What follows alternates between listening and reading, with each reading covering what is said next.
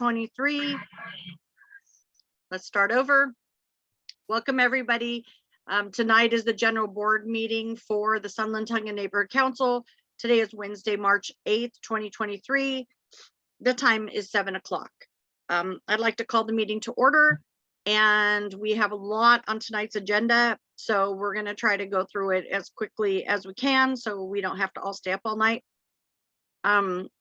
A, status on STNC returning to in-person meetings. Right now, we've been cleared for this month. We will possibly be cleared for April to continue meeting on Zoom. I'm going to be sending all of you an email, and in that email link, it came from Declan Floyd, who I'm sure we'll talk about it if he's here tonight. I'm sure he's going to be here. And it is a link that will take you so that you can write your own comments on the legislation, SB 411 that the bill Portantino wrote for us to be able to continue doing Zoom meetings if we choose. And even if we decided to change what we're doing later, it would still be nice to be able to do the committee meetings on Zoom. It also makes it a lot easier for other officials to join our meeting. Going ahead and moving, so you'll be hearing from me if we have to go back in April. We're going to be applying to some Apperson Elementary School to use their location for our meetings, and because we haven't been able to get the council office to agree to let us use the space. The status of the STNC board approved light pole banner. Cindy, did you want to give an update? Yes, all the information has been forwarded to the council office, and we're just awaiting either seeing the motion on a city council agenda or any further questions that they may have. So we're still working on it, and thank you to everyone for your support. Thank you. Thank you. A Sunland Welcome Garden 10th anniversary. Did you want to go ahead, Roger, and give us an update? Yeah, we're having a party on Saturday, March 18th. So that's not this weekend, but the following weekend, from 10 a.m. to 2 p.m. Just come on by the garden and enjoy the garden, hang out with us for a few minutes, and there will be refreshments courtesy of the neighborhood council, and the LAPD will be there as well with some anti-theft devices for not quite late model cars. I don't know anything more about that, but the point is to enjoy the garden, because it was 10 years ago this month that we renovated the garden. And I just emailed some slides I put together about the history of the garden. If people wanted, if Cindy is able to put those together, otherwise anyway, basically just 10 years ago, we removed fountain grass, which is an invasive exotic plant, from this space, which is city property. And we replaced that invasive exotic monoculture with a diverse assortment of the best of the local native flora. So the plants that grow here, that belong here, California buckwheat, white sage, black sage, toyon, sugarbush, lemonyberry, even some manzanita in there. So it's a wonderful place, and everybody enjoys it on the way in and out of the community. And we're having our 10th anniversary celebration on March 18th. Great. Well, I look forward to being there. Thank you. You're welcome. And so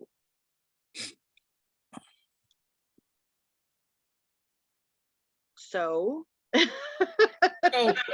when I see the sorry, when I see the photos, I'll post them up. Okay. Great. Okay, so updates on speaking at City Hall. Wanted to give you guys updates. There has been a lot of activity going on at City Hall recently. Working on the municipal lobbying ordinance. There's been a few opportunities to speak on that. We had 4 board members and a community member go to City Hall to speak on the North Valley City Hall building. We saw that it was on the agenda. We literally just called a couple people and piled in the car.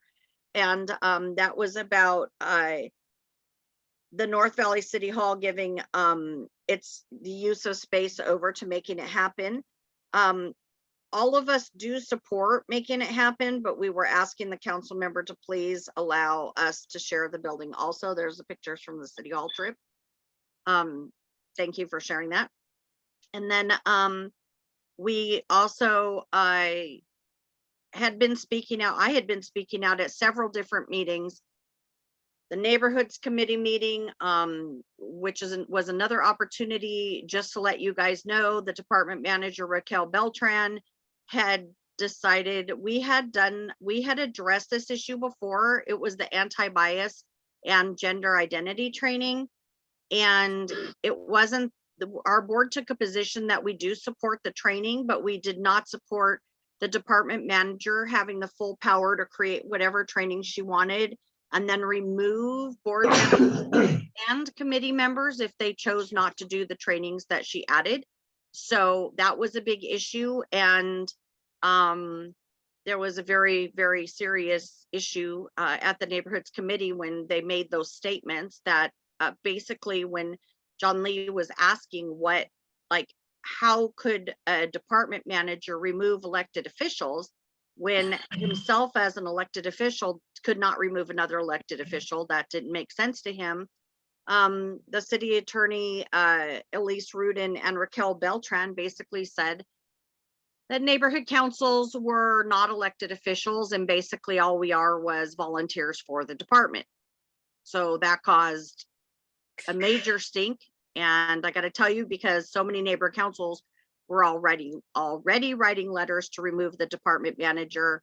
By Thursday, the department manager had been fired by Mayor Bass. She was asked to give her resignation letter and she is no longer the department manager. So that was something that the neighborhood councils had been banding together to fight. Again, that was another opportunity to speak on at City Hall.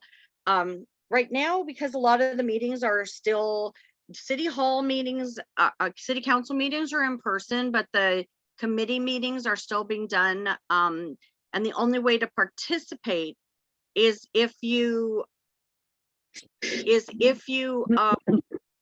call in. You have to have the call-in number, and then you have to press *9, and then to unmute it, *6 when they call you. So I think what we're going to need to do is, as things come up for people to speak, I may have to send out an email to everybody giving them what meeting it is, what issue it is, and how to call in to be part of that conversation.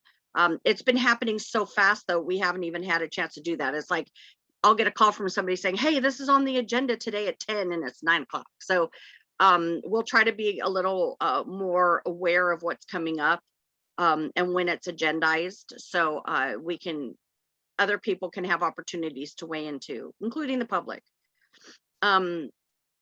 Unfortunately, when they do special meetings and they give us less than 24 hours notice, it's very hard for us to be able to get in there and weigh in.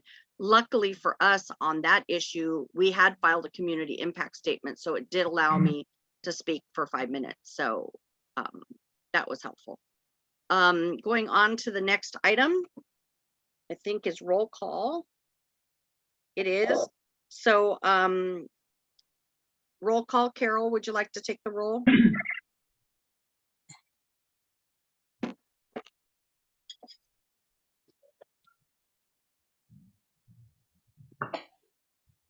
Sorry, I was muted.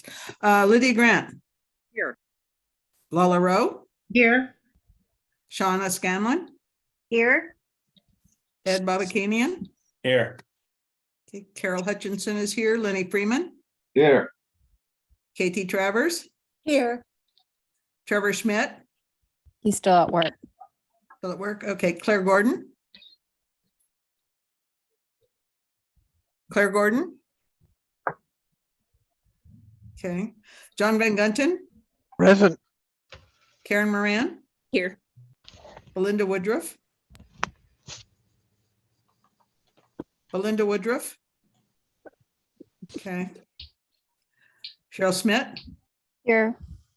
Mike Gotlio. Mike. Okay, Shirley Kim. Shirley Kim, Chris Rowe, Yeah. Nina Royal, Present. Cindy Cleghorn, Present. Sherry McCoy. Present. Present. Oh, man, somebody's got a cough. Mark Siegel, I am here. you are here.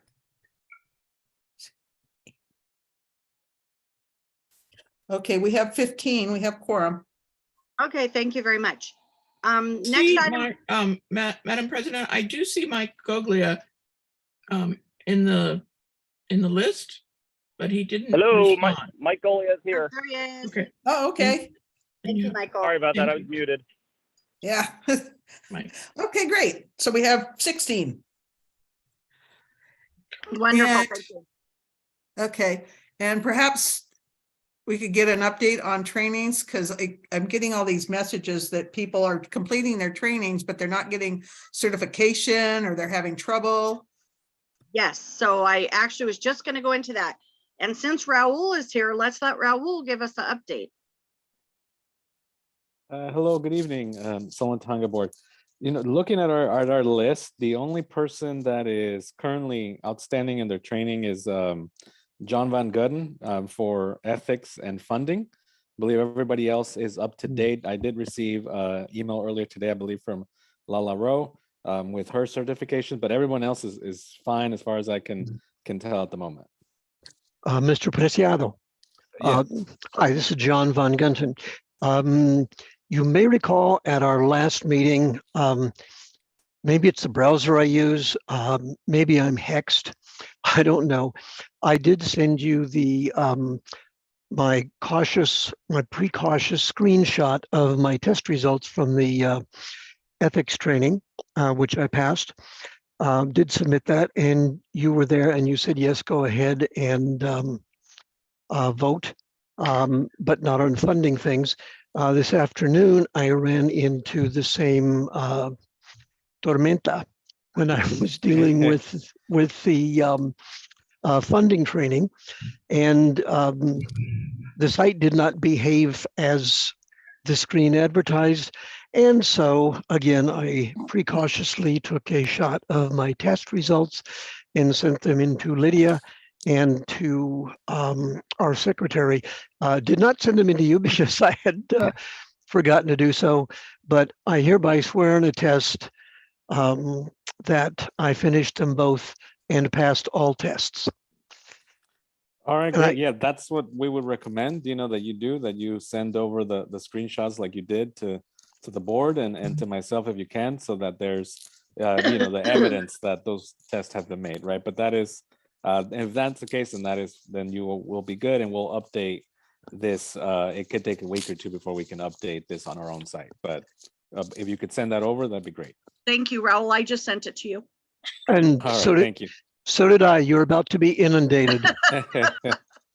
Thank you. Yeah. Madam President, Belinda Woodruff is here at 7:10 p.m. Thank you. Thank you. Thank you. So, so yeah, we're quick acting. We want to make sure everybody gets to vote. And so moving forward, speaking of computer glitches and issues, I did want to bring something up just because we've also been having problems with our neighborhood council website. So I wanted to let people know that if they're going to the website, they can't get to something, or something should be there and it's not there. We have also been having trouble with the neighborhood council website. Just wanted to say that. So if anything should come up, we're not doing stuff. It just, there's problems with the website. Moving on. Just so you know that the problem has been resolved, but it's foreign bots coming in on the site. But the vendor has assured us that it's fixed now. But we had 2 breakdowns, and thank you for mentioning it. Okay, no problem. I'm supposed to announce any board member recusals, or if there's any paid lobbyists in attendance. If there are, please raise your hand. Carol, do you see any hands? No. How do they raise their hand, Madam President? Raise your hand pressing *9, or use your reactions button at the bottom of your screen to raise your hand. Okay, or if you get ready to speak on an item that we get to and you're a paid lobbyist, please let us know. C is announcement of vacant board seats. We do still have one stakeholder group representative position open. It's not going to be for much longer because our elections will be coming up, but we do have the one opening. 3 is the Pledge of Allegiance. Lenny, do you want to lead us in the Pledge of Allegiance? Yes, I will. Everybody sit up straight, hands over hearts. I pledge allegiance to the flag of United States of the United States of America, to the republic to the republic for which it stands, One nation. one nation, under under God, indivisible, indivisible, justice with liberty for all. and justice for all. Okay, comments from the LAPD. Lala, are you here? Yes, can you hear me? Could you do me, yeah, could you do me a favor and could you take over this section with elected officials? If you're an elected official or LAPD, please raise your hand. We usually call on LAPD first so that they can get back to the streets if they need to. Yeah, so please raise your hand. And Lala, can you take care of this for a minute? Sure. Okay. Okay. So We have Captain Lozano. Lorenzo, I have you first. Hey, good evening, everyone. Nice to hear from everybody again. I'm going to get a stats for our division, Foothill, and then senior lead or acting senior lead officer Herrera will give more specifics into the car. Starting off with our violent crime, we're down 28.8% for the year, which is very good. Rapes were down 28.6% overall. Robbery were down 40.5%, and aggravated assaults were down 22.5%. As far as total property, we're down 28%. Burglary, we're down 2.9%. Grand theft auto, we're down 24%. And burglary theft from motor vehicle, we're down 37.3%. Overall theft, we're down 35.2%. And our rankings for the department, Foothill is ranked number 2 right now with an overall of 28.8% for violent crime. And for property crime, we're number 1, and that's going to be 28.3%. And for overall part 1 crimes, we're number 1, and we're down 28.4%. So that tells you that your officers are working very hard and very diligent. They're making some great arrests, and we're being very, very proactive out there each and every day. Unfortunately, this week we did have a homicide. It's the first for the year. It happened in the area of Remick Avenue in Paxton. And this occurred on March 7th at 2023, about 12:45. The victim and the suspect knew each other. And basically, they had an earlier argument. Later on, they ended up at that gas station at the Remick in Paxton. And the individual, the victim, was ran over by the suspect. That suspect was taken into custody probably about 10 hours after that, which is very quick. So very proud of our homicide unit. They went up and got the individual very quick. He was trying to hide out, but he was located in North Hollywood and taken into custody without incident. We are also, I wanted to talk to you guys a little bit about the Circle program, and Foothill has been using it now. It started off at Hollywood and Venice, and this program has been moving throughout the city, and now it's here in Foothill. And it's a crisis incident response through community engagement. It's a 7 days, 24-hour alternative to 911 response. So the unit, the crisis response team deploys crisis response teams to respond to non-911 calls. They conduct proactive outreach in areas with concentration of unhoused individuals, intervene before 911, And so far, it's been very successful. I'm looking to use it more, and hopefully, and the community can get a hold of them through calling 1-877 ask APD and ask for to get in touch with the Circle program, and they'll generate and somebody be in touch with you guys. And I'll move it on. And unless anybody has some questions for me, I'll move it on to Acting Senior Lead Officer Herrera. All right. Do we have any questions for Captain Lozano? I'm sorry, Lozano. Oh, I did have one thing I forgot. We Okay. do. Captain Hollis, who was our patrol commanding officer, has moved on. He moved on to Valley Traffic Division. And we have a new captain that's right now, he's going to be getting promoted shortly, but right now he's already with us. His name is Lieutenant Jamie Bennett. And he's, he has about 30 years on the job, a wealth of experience. I'm not sure if he's on there. If he can raise his hand, he can introduce himself. Thank you very much, Captain. Okay, do I have any questions for the captain before we move on?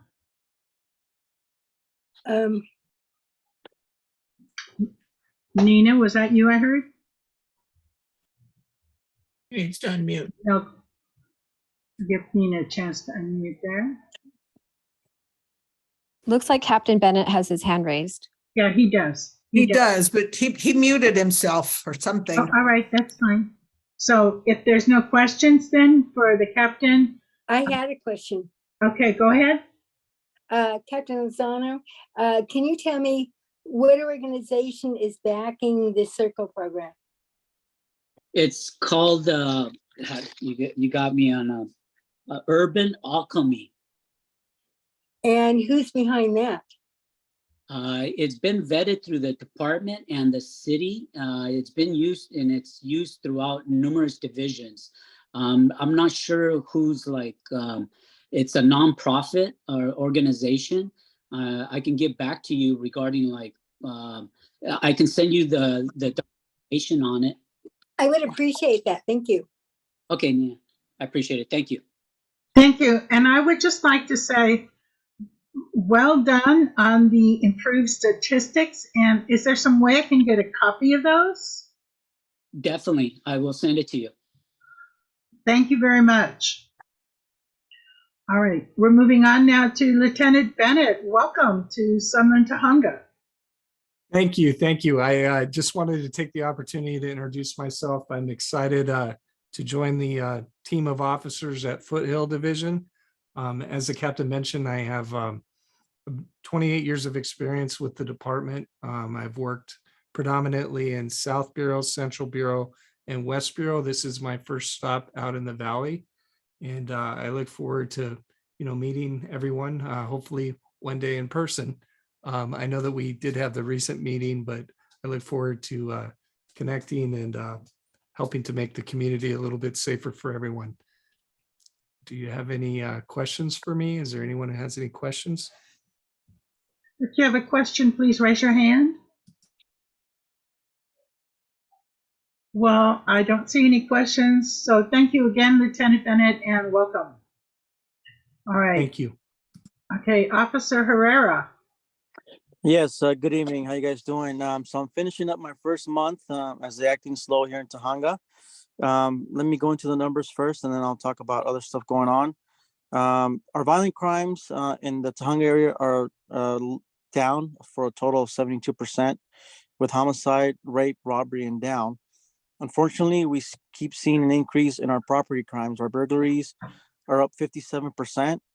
And then just to give you an idea on the percentage, last year, for the total, there was 7. This year, we're up to 11. GTAs, they're up 14%. Last year, we had a total of 8, and we're up to year 7 now. And then lastly, our theft from motor vehicles, it's up 11%. Comparing, there was 27 total last year, and then we up to this year, we have 30 now. So, we continue to struggle kind of like in the property crime a little bit. But like my captain said, the officers are out there making arrests, doing search warrants. and continue to do extra patrol as much as they can. And so that's where we're at with the numbers. A couple things I want to mention. Since I've been there, my number one priority has been Tujunga and Commerce, the Spectrum building. I've impounded a couple of cars there belonging to several of the homeless there that have been in violation of parking violations, registration violations. I've also been able to make contact with, I literally parked out the building for an hour waiting for somebody to come out. Finally, somebody came out and I was able to make contact. I got a phone number and email, and I'm trying to work with them to sign a no trespass letter, because the homeless there are setting up on their property, which is private property. So it makes it hard for us to enforce anything if we don't have their backing. So I advised them of the issue. Luckily, I got a contact number, and we're working with them to try to help resolve that issue. I also have a tip a cop coming up April 13th at Joselitos. That's going to be at from 11 to 2:30, and that's at Joselitos at 7308 Foothill Boulevard. You guys can see the flyer on your screen. So try to spread the word, help us out. You know, it's a great cause. It's very personal to me too, because I have a son with Down syndrome. So, you know, like I said, it's personal, and I'm really devoted to this cause. So it's been a pleasure to be able to organize it. Today was the kickoff event downtown, where we received a lot of good feedback in our divisions, raising a lot of money. So if Mr. Van Gunn, you can spread it to all social media that you can do and spread it out, we'll be happy to see you guys there. Thank you. Second of all, I already organized the Coffee with a Cop. That's going to be March 17th at IHOP, 9 in the morning. I was given a little bit of short notice on the event, so we're doing it at IHOP. Come the next event, I'm going to take you guys' input and see where you guys suggest we can have it. I know that the city council does not allow us to use their office. I tried doing that just because other cars were holding it at their storefront, and it was really more private, more time to talk about the issues. So I'm hoping that, Ricardo can help us out to use that facility. But like the captain said, officers are out there doing hard work. Just last week, just to name one of the incidents, a gentleman came into the 7-Eleven at Oro Vista and Foothill, tried to make a purchase with a credit card. It got declined, and when he was asked to leave, pulled out a knife on the clerk, threatened him with a knife. They left. Officers took a report. The officers took extra time to check the area, and sure enough, as they're checking the area, they see the gentleman walking down the street, detained him. He was still armed with a knife, so he was identified. I happened to be there. I assisted with doing what's called the field show up. They identified him as a suspect, and he was arrested. So long and behold, he is one of our regulars in the area who is always being arrested and committing crimes. So he's off the streets now, so that should help out a little bit. Any questions regarding anything I spoke? If you have a question, please raise your hand.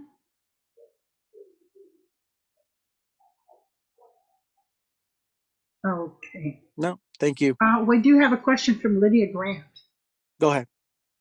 Yes, it's actually not, it's for any of the officers. I just got a text that the LAPD is on tactical alert. I had to step out for a minute. I didn't know if you guys had mentioned anything about it.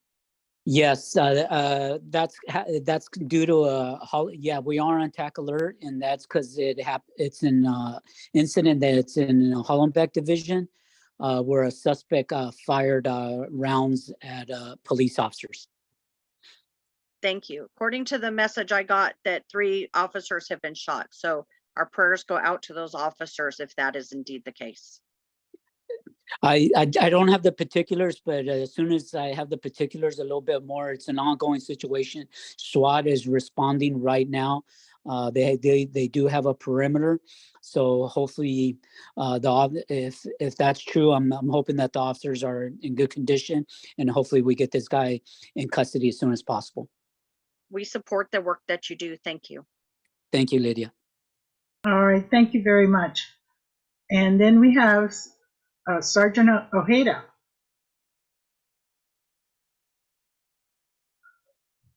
Sergeant Ojeda, do you want to unmute? Yes, I'm gonna have Officer Godoy, who's on the call, who covers the Sunland area, who's a sister car, Officer Hura. He's gonna go ahead and give an update. Great, thank you. Is he on your call or is he on a phone line? Is 836-495? Yes, that is correct. Okay. All right. You can go ahead.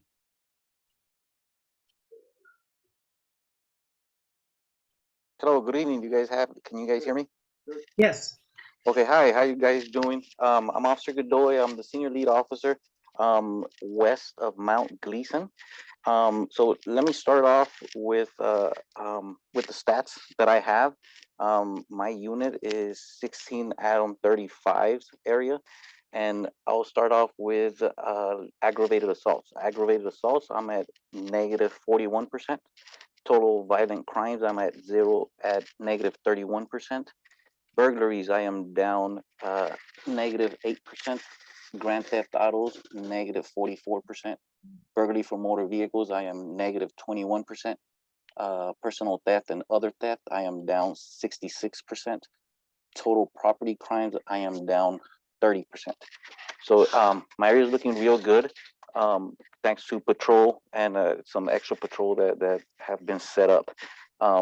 So besides those stats that I'm very proud of, is the fact that my number one thing is the park. The park, unfortunately, due to the rain, I am limited to what I could do right after or up until the rain goes away. So I had cleared out all the tents from the park, and then we got last week got hit with rain. I had one person with a tent move in, and 2 RVs move into the actual park. The tent, as of yesterday, was brought down.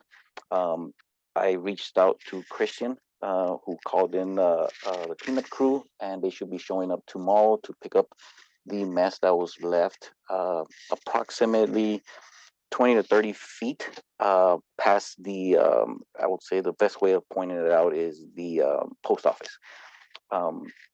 So that's getting cleaned out. And then starting tomorrow, I'm going to start working on the 2 RVs that have made their way into the park. Other than that, the people that are across the street on Foothill Boulevard, those people have been cited for 4118.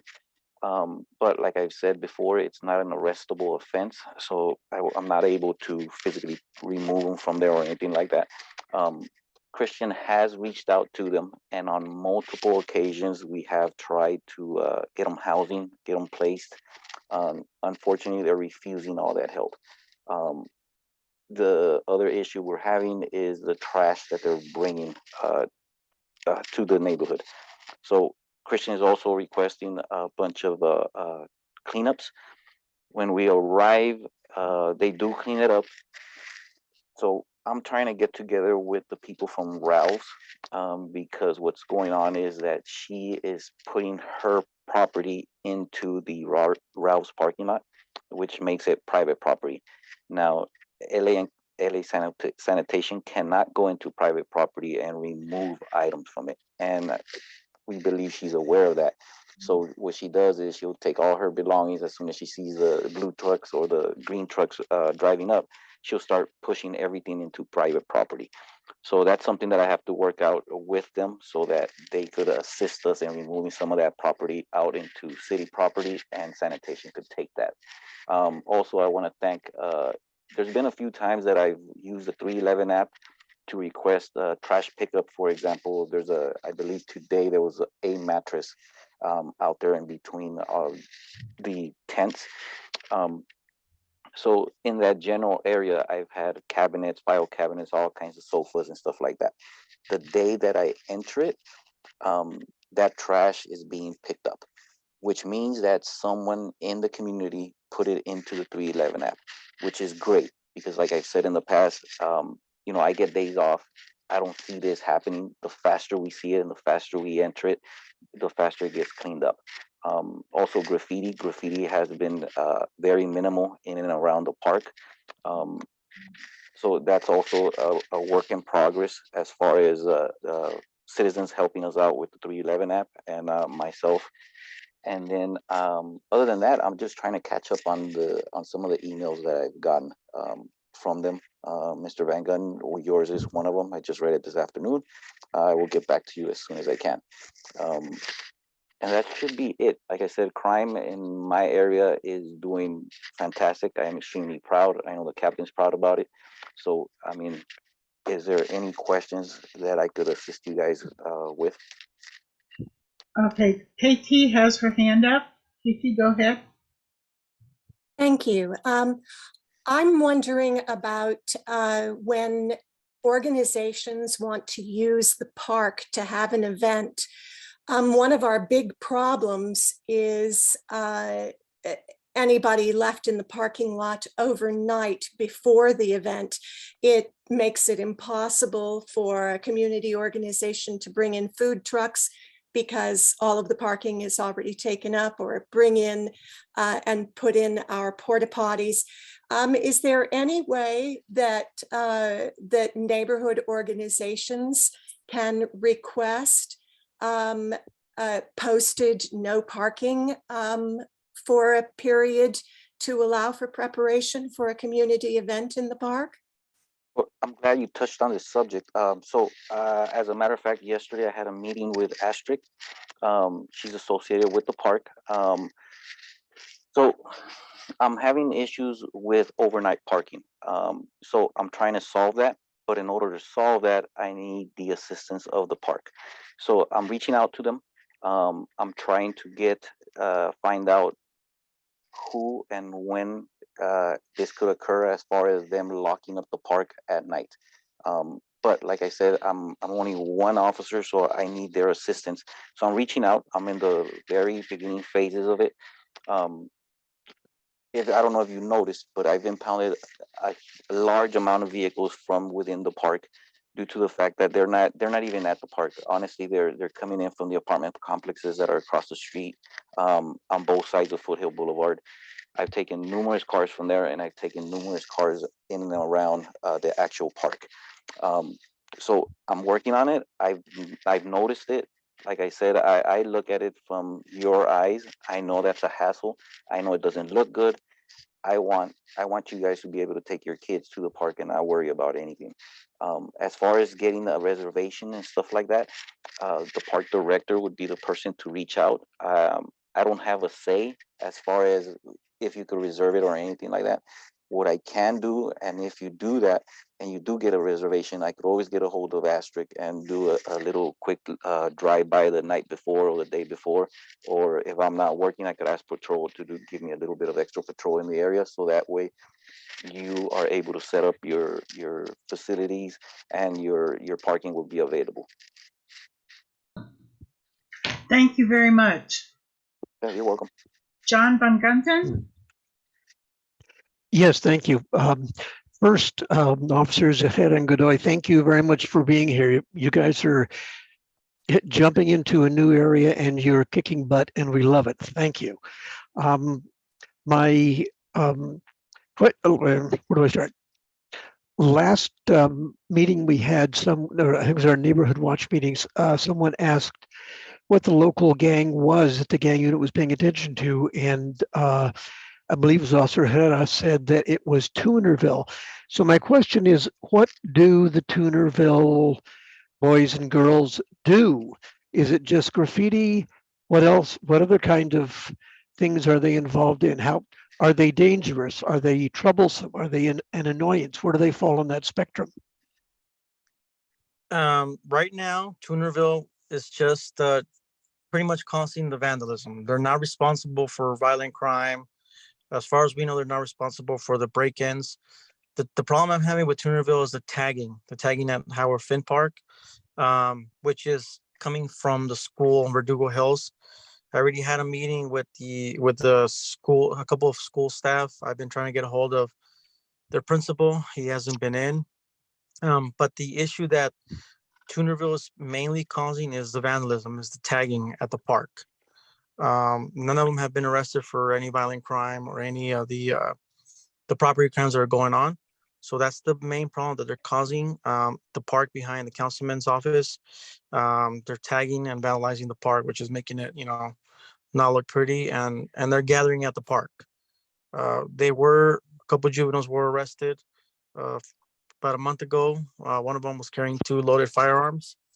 And in my school safety meeting, I discovered that another juvenile was arrested at the campus for having another firearm.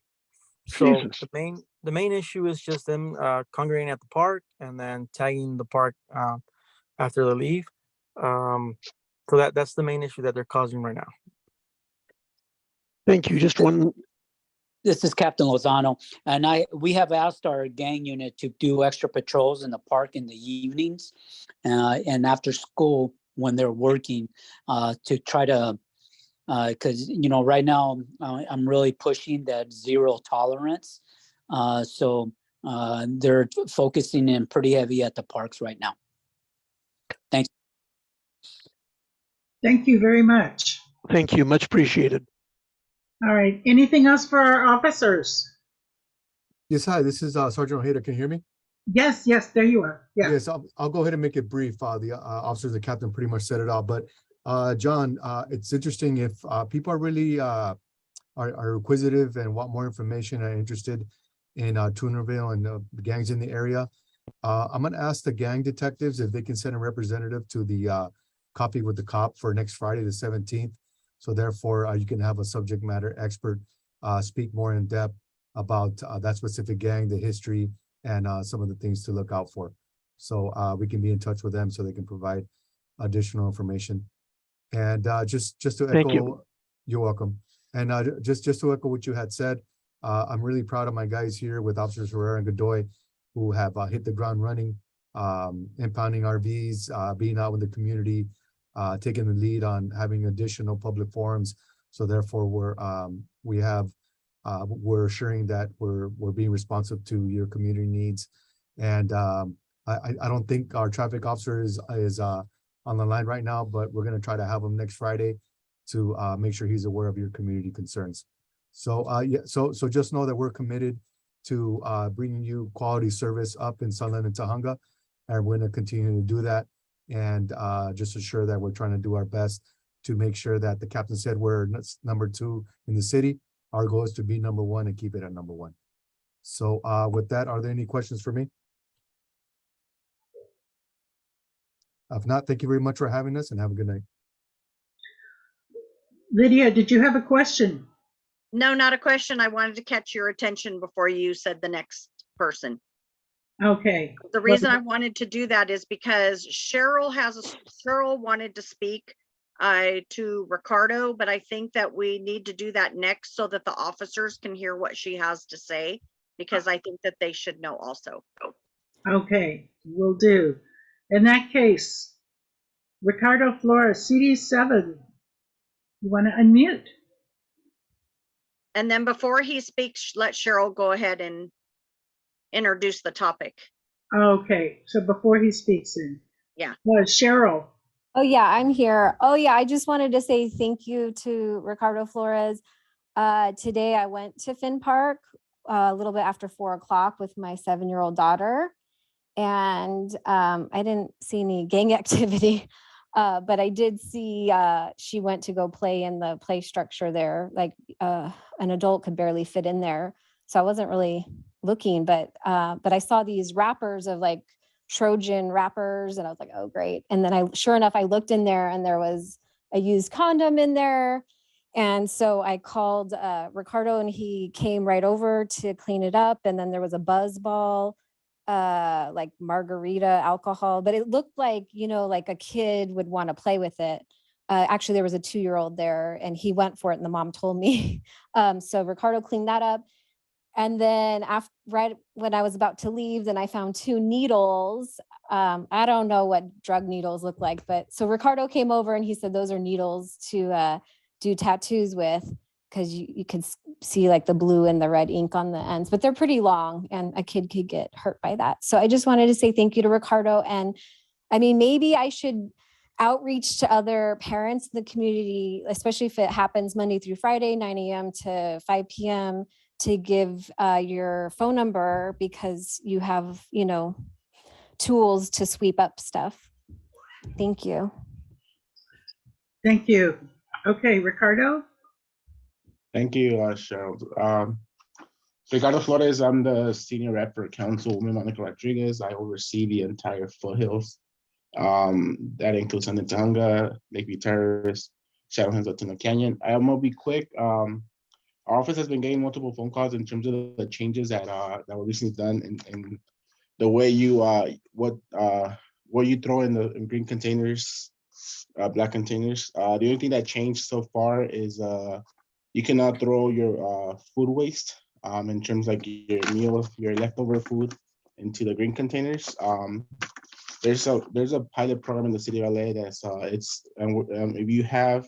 if you want a pail to keep inside your kitchen and throw your food waste away, let me know. I'm more than glad we have someone here in the office and by appointment only.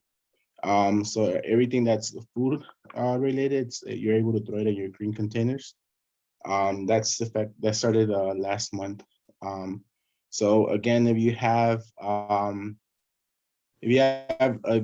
would want a pail, a kitchen pail, please let me know. I'm more than glad to get one for you by appointment here in the office.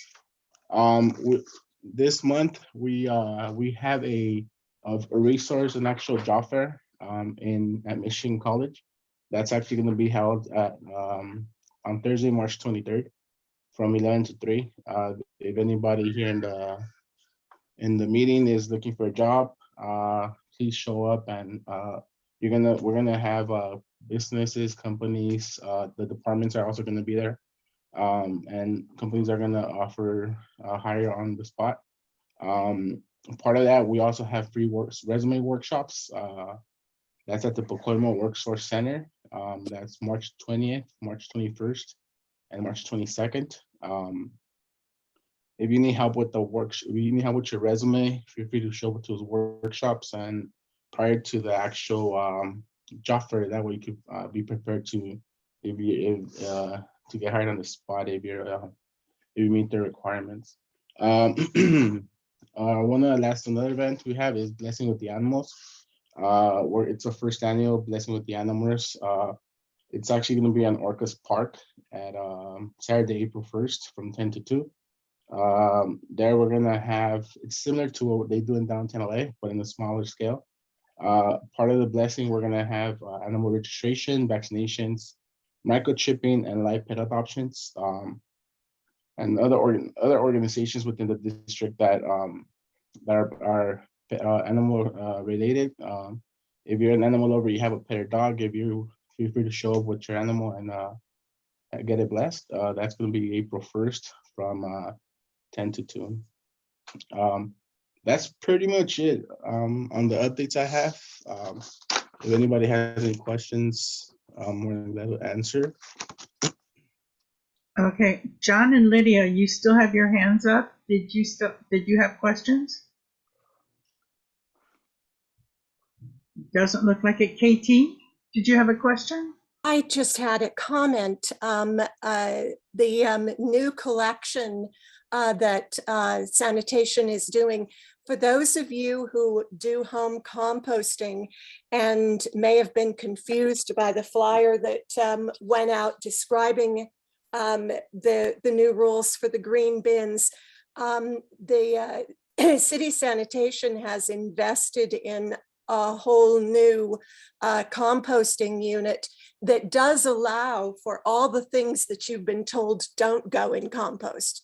So if it's food related in any way, and paper that's been soiled by food, even if you think, no, that shouldn't go in compost, it can go in this compost. So that means things like bones and fat and grease, if it's food related grease, and completely soiled and disgusting paper and napkins. All of that can go in those green bins now. Yes. Great, thank you. Thank you.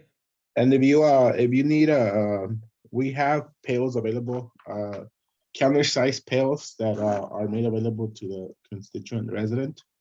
if you are, if it's something you need, feel free to reach out to me. I'm more than glad to get you one. They're very small, they're practical, and they fit in a little corner of your kitchen counter.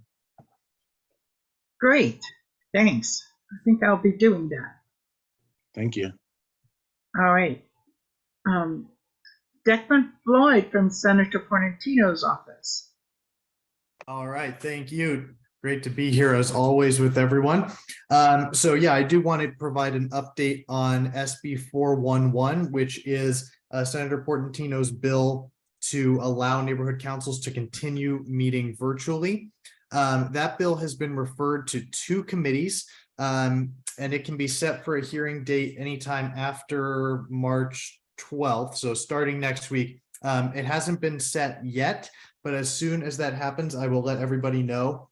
And I did send out an email that Lydia received. But basically what we're asking is for anyone who feels so inclined to provide a support of the bill that can be submitted to the legislative portal. So we understand that neighborhood councils can't collectively take action to send a letter. You can only advise the city council, but as individual board members, we encourage you to submit letters in support of the bill. So there's a flyer that I sent out that gives the instructions. You can also just go on to senate.ca.gov and find the advocacy portal. It's pretty simply just create an account and just upload your file. And the bill has been referred to the Governance and Finance Committee, which handles local government, and the Judiciary Committee, because it's a Brown Act amendment. So that's the latest update I have right now. I will continue to keep everyone apprised as the bill moves through the process. We're hoping to get this through and signed by the governor so that you all can go back to making sure you have the flexibility for virtual meetings as we move forward. So I'm happy to answer any questions on that. I also see on your special agenda coming up in a little bit that you have SB 691, which is a really important bill from Senator Portantino to screen all children in schools, kindergarten through 2nd grade, for dyslexia. We know that undiagnosed learning disabilities significantly hinder cognitive and educational development in our kids. And the studies have shown that treating dyslexia, finding it and treating it early, is easier and cheaper than if you wait until the kid is a little bit older. So it's really important that we just have universal screening so that anyone who has a learning disability can get it diagnosed, can get it treated, and hopefully fixed so they can get right back on track with their classmates as they progress. So I want to thank you. Hopefully you all vote to support that bill. I want to thank you for that. So happy to answer any questions. And as always, anything we can do for you from the state level, please let me know. Thank you. Do I have any questions for Declan? Seeing no hands, I thank you very much. I really appreciate what you guys are doing. Yep, thank you. Thank you. Happy to help any way we can. All right. And that brings us to Raul Cristiano. Yes, hello, good evening again, board members. So just a couple announcements. One, I think it was mentioned earlier by Lydia about the change with our general manager. So I can't make a lot of comments on that, except that for our general manager, Raquel Beltran, her last day was March 2nd. And currently the mayor's office appointed Vanessa Serrano to serve as an interim general manager until a new general manager is appointed. So I just want to make that statement. And then also, we have our elections coming up. The deadline for candidates to apply for Sunland-Tujunga is March 20th. So that is coming up. And then, the election day, June 3rd. I think it was just quick mentioned as well that the last day to have virtual meetings at the moment, outside of the bill that was mentioned at the state level, is going to be March 29th. So for April, or any meetings after March 29th, they would need to be in-person meetings at the moment. And I know that your neighborhood council is working on securing your location for those meetings. I will be sending an update with a couple of other email with a couple of other updates to the rest of the board. But that's all I wanted to share with you tonight. Thank you. Do I have questions for Raul? John? Yes, thank you. Estimado licenciado, thank you again for being here. Hey, John. Is there a provision within this new mandate to have in-person meetings? That they could also be hybrid meetings with Zoom call-ins, et cetera. I ask because there are people who might be on the road, people who might be out of town, people who might have medical reasons for not being able to come, et cetera. I just see a lot of potential exclusion of part of the constituency by this arbitrary mandate, since every other organization on the planet has either declared that the COVID epidemic is over, or they have opened up their meetings, they have canceled vaccine mandates, et cetera, et cetera. It just seems completely arbitrary, and frankly, it seems not on your part, but on someone's part over there, purposefully exclusionary.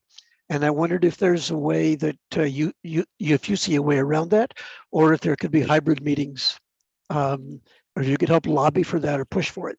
Just some remedy. Thank you.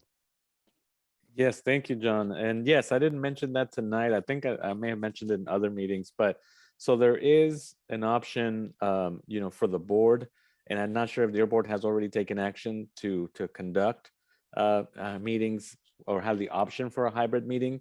Currently, that exists for members of the public, where members of the public could weigh in virtually if your board decides to allow that. Additionally, your board could decide to allow an opportunity for board members under certain circumstances to join in virtually, perhaps some of the circumstances you just mentioned, but that would be a limited number of times. I believe it may be between 2 to 3 times maximum per year. So it would not be a constant, virtual opportunity for board members. It would be only on a basis, of specific circumstances. And additionally, you would need a quorum of the board to be present in person to be able to host the meeting. So if there's too many board members during that particular meeting being virtual, not enough in person, you wouldn't be able to have the meeting. So there are some options, I think, to what you just mentioned, John. But your board would need to take action to decide to create that opportunity. Thank you. It does seem that within what you said, and there is some leeway, there are still these arbitrary mandates in there that just popped out of somebody's mind for no particular reason. Like, why the limit on the number of times as the first one? It just, again, it seems like somebody saying, okay, how can we stifle them just a little bit here, just a little bit there? It does not seem like the upper echelon of donors are doing their best to increase participation, make it easy for people to run for the board, to serve on the board, etc. It seems like an effort by others, not yourself, to squish neighborhood council board participation. So thank you, sir. I do appreciate your work, but I just wanted to point out that these actions are exclusionary. Thank you, sir. Thank you, John. Thank you, John. Cheryl? Yeah, I have a quick question. So let's say a board member is not vaccinated, so they're not allowed inside the building. Could they stand at just outside the doorway and then just yell here or yes, no when they're voting on items, so that way it doesn't count as an absence? Thank you. That's a good question, Chair. I would need to get back to you on that one. I've not heard that scenario before, but it is plausible, right? If you have to consider the whatever requirements are in the building, and as we know, currently there would be board members, should be vaccinated as well to be at the board meeting. However, that process is still being developed. The process for verifying that is still being developed. So let me find out and ask about that. I don't think I've heard that question before, whether a board member is right outside the doors, if that could count as them being in person and being able to vote. So let me get back to you on that. I do have a megaphone that I can offer. You may need several, John. Yeah, like 12. Okay, Lydia? Yeah, I have some tin cans and a string too. I would rather cancel a meeting before I would allow our board members to stand outside in this freezing cold to be able to participate. And right now they cannot mandate the vaccine for our first meeting because they don't have their process in place. So we already have a letter. We've already sent it in. We didn't get response from anybody. So I'm going to ask Carol to resend it again, that we do not, that we will not obey their vaccine mandate. And I am still going to neighborhood or city council meetings and making those statements. We have to band together. We need to be able to continue in person, and we need to be able to not have the vaccine mandate. I mean, that's just all there is to it. And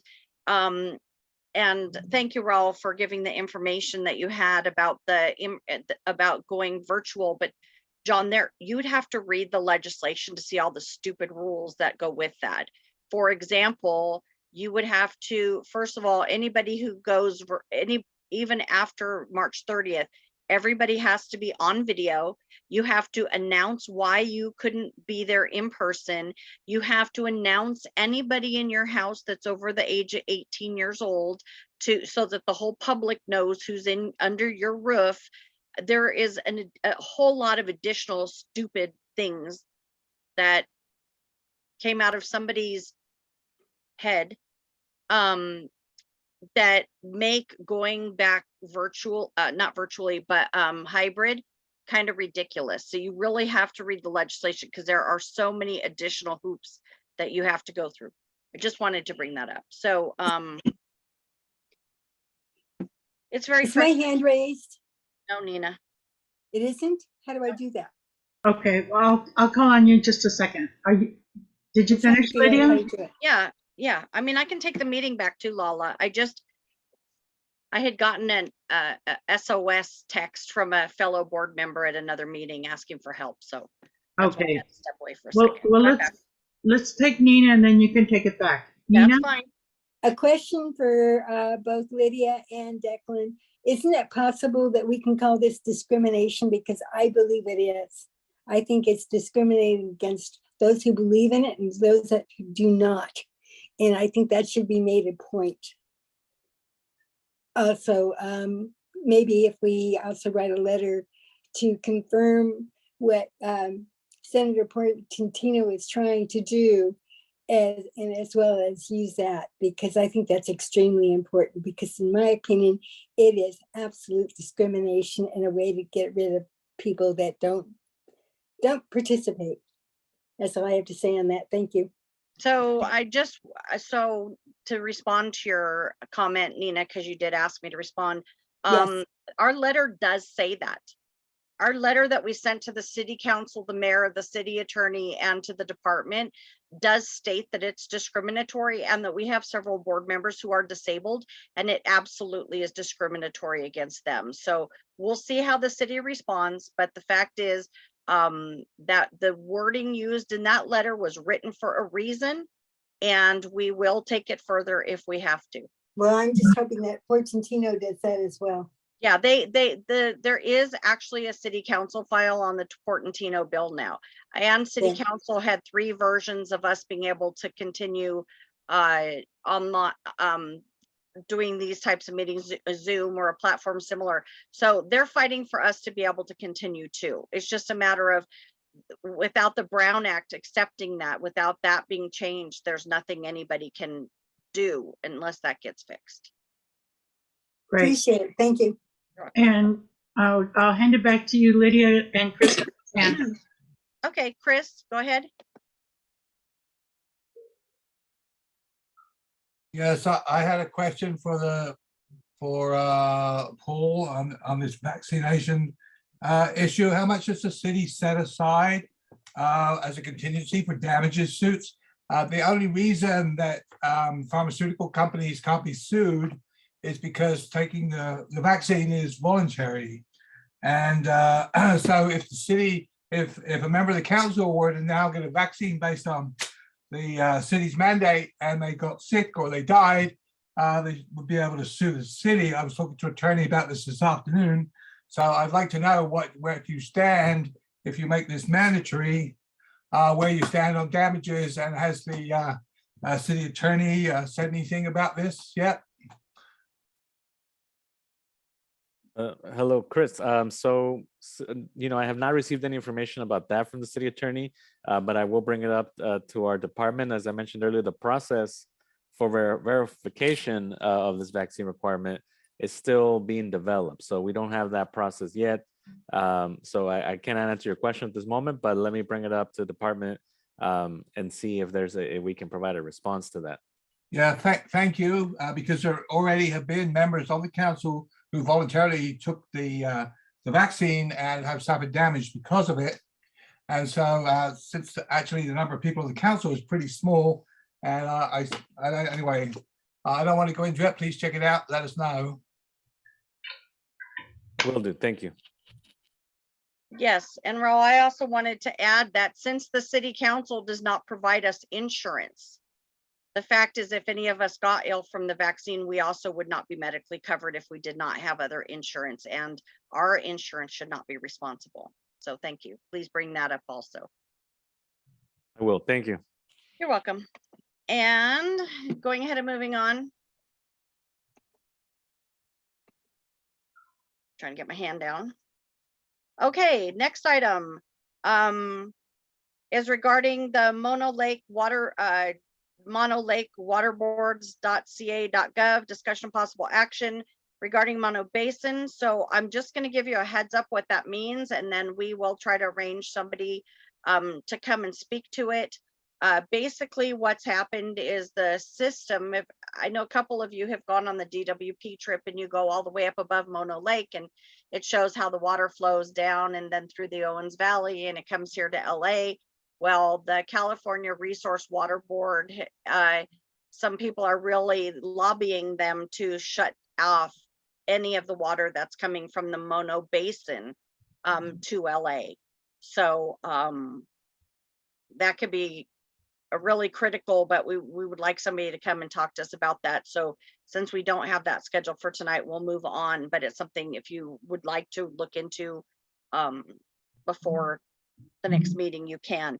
Number 6 is discussion possible action regarding LADWP memorandum of understanding with neighborhood councils. So the LADWP does have a memorandum of understanding, and basically that's like a partnership with the neighborhood councils. They work with us updated. And the STNC confirms item B. We should have done that as a motion, guys. Just we'll have to do it for the next meeting. It says discussion action. Oh, okay. So both okay, 5 and 6 do.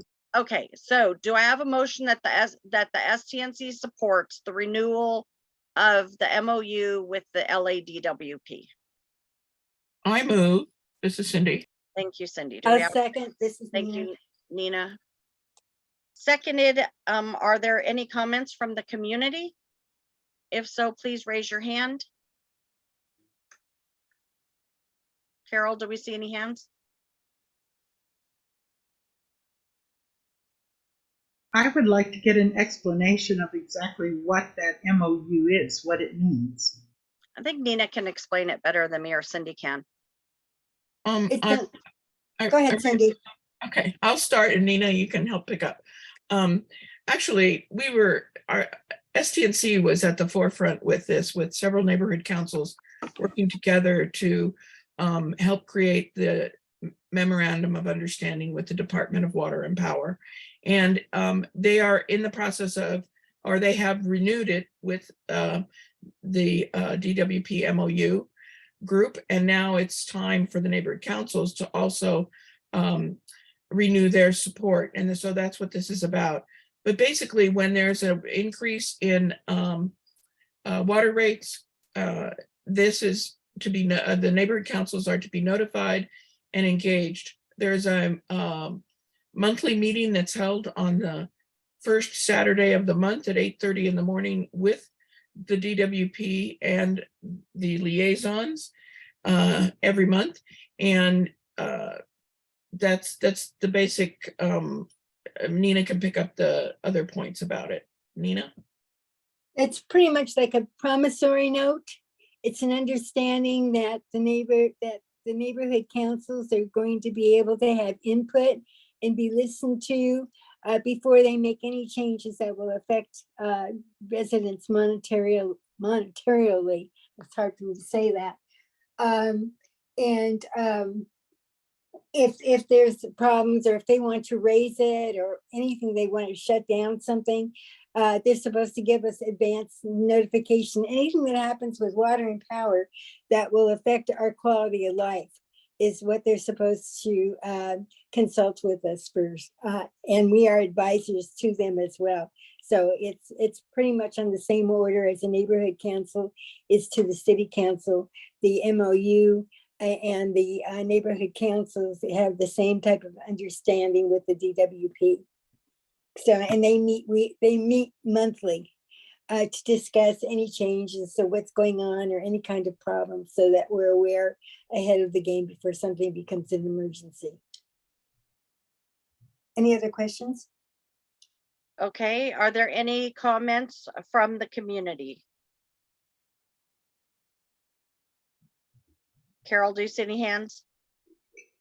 I can't see any hands right now. So you'll have to ask Cindy. Cindy, do you see hands? No, no hands. Okay.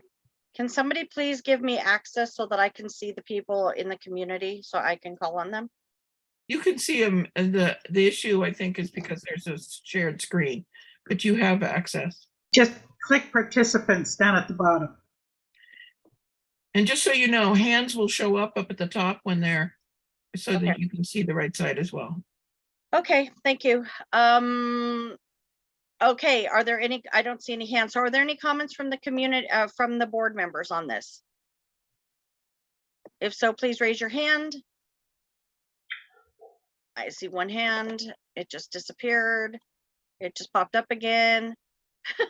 Hey, just so you know, your first motion is just the renewal. I know, it's just the renewal of the MOU. Okay, Katie, go ahead, please. This is not exactly on just that limited notion of the MOU. It's about the Mono Lake water altogether. So if I should keep my comment until later, I will do that. I would suggest holding it till we have someone come speak so we can hear what the issues are. I will accede to that. Thank you. Okay, make sure you're at the next meeting. Okay, Lala, go ahead. Yes, my only question is, do we have somebody who's actually attending that monthly meeting so we do get appraised? Yes. I usually attend it, or Nina does. Okay, thank you. Yes, that was actually the next item. So let's go ahead and call for the vote on the renewal of the LA DWP MOU. Carol, go ahead. All right, Liddy Grant, Yes. Lala Rowe, Yes. Shauna Scanlon, Yes. Ed Babakanian, Yes. Carol Hutchinson is yes, Lenny Freeman, Yes. KT Travers, Yes. Trevor here. Yes, he joined at 7:25. His last three digits are 898. If you can move him to panelist, please. Okay, I'll come back to him. Cindy, yeah, if you could do that. Is Claire here? I have not seen Claire. Okay, John Van Gunten. Yes. Okay, Karen Moran, Yes. Belinda Woodruff, Yes. Cheryl Smith, Yes. Mike Gotlia, Yes. Shirley Kim, Yes. Chris Rowe, Yeah, yes.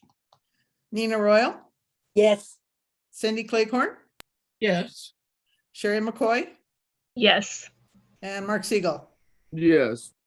Oh, there you go. And is Trevor available to Yes. vote? Yes. Okay, thank you, Trevor. I All can't. right. You're He's on welcome. the phone, so I can't promote him to panelist, but he's unmuted. I'm sorry, what? He's on the phone and I can't promote him, but he is unmuted. Oh, okay, thank you. All right.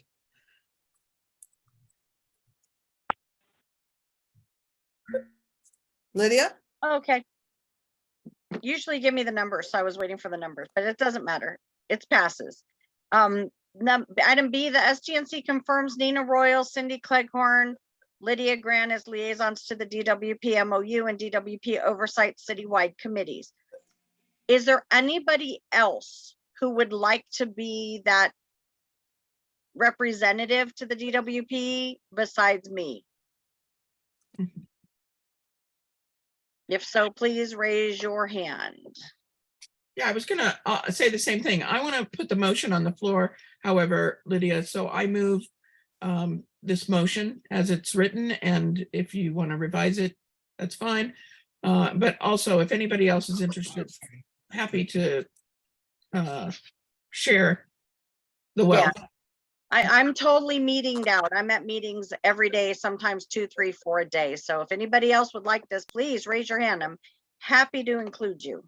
And you don't have to be a board member. I see some little people out there like, I see, let's see, who do we see? I see Barkan. We see Little people? Barton. We Roger. see Roger just disappeared. I'm kidding. Okay, so let's just go ahead. Just leave it. That's fine. I'll just be in case Nina or Cindy can't make it. Okay, and I second. Okay, so Cindy made the motion, Nina seconds. Are there any comments from the community? If so, please raise your hand. I do not see any hands raised. Okay, any comments from the board members? I don't see any. Okay, Carol, can you call for the vote? Lydia Grant? Yes. Paula Rowe? My enthusiasm's overwhelming, I know. Very enthusiastic. Okay, Laura Rowe, yes. Shauna Scanlon? Yes. Ed Babakanian? Yes. Carol Hutchinson is yes. Lenny Freeman? Yes. Katie Travers? Yes. Trevor Schmidt? Yes. Thank you. John Van Gunten? Yes. Karen Moran? Yes. Belinda Woodruff? Yes. Carol Smith? Yes. Mike Gotlia? Yes. Shirley Kim? Yes. Chris Rowe? Yes.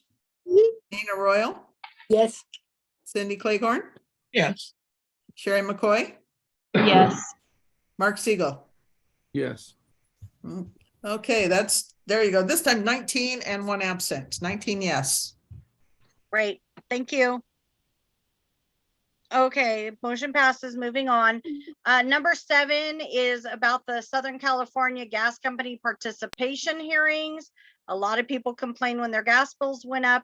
Now they want to raise the bills so they can do infrastructure improvements.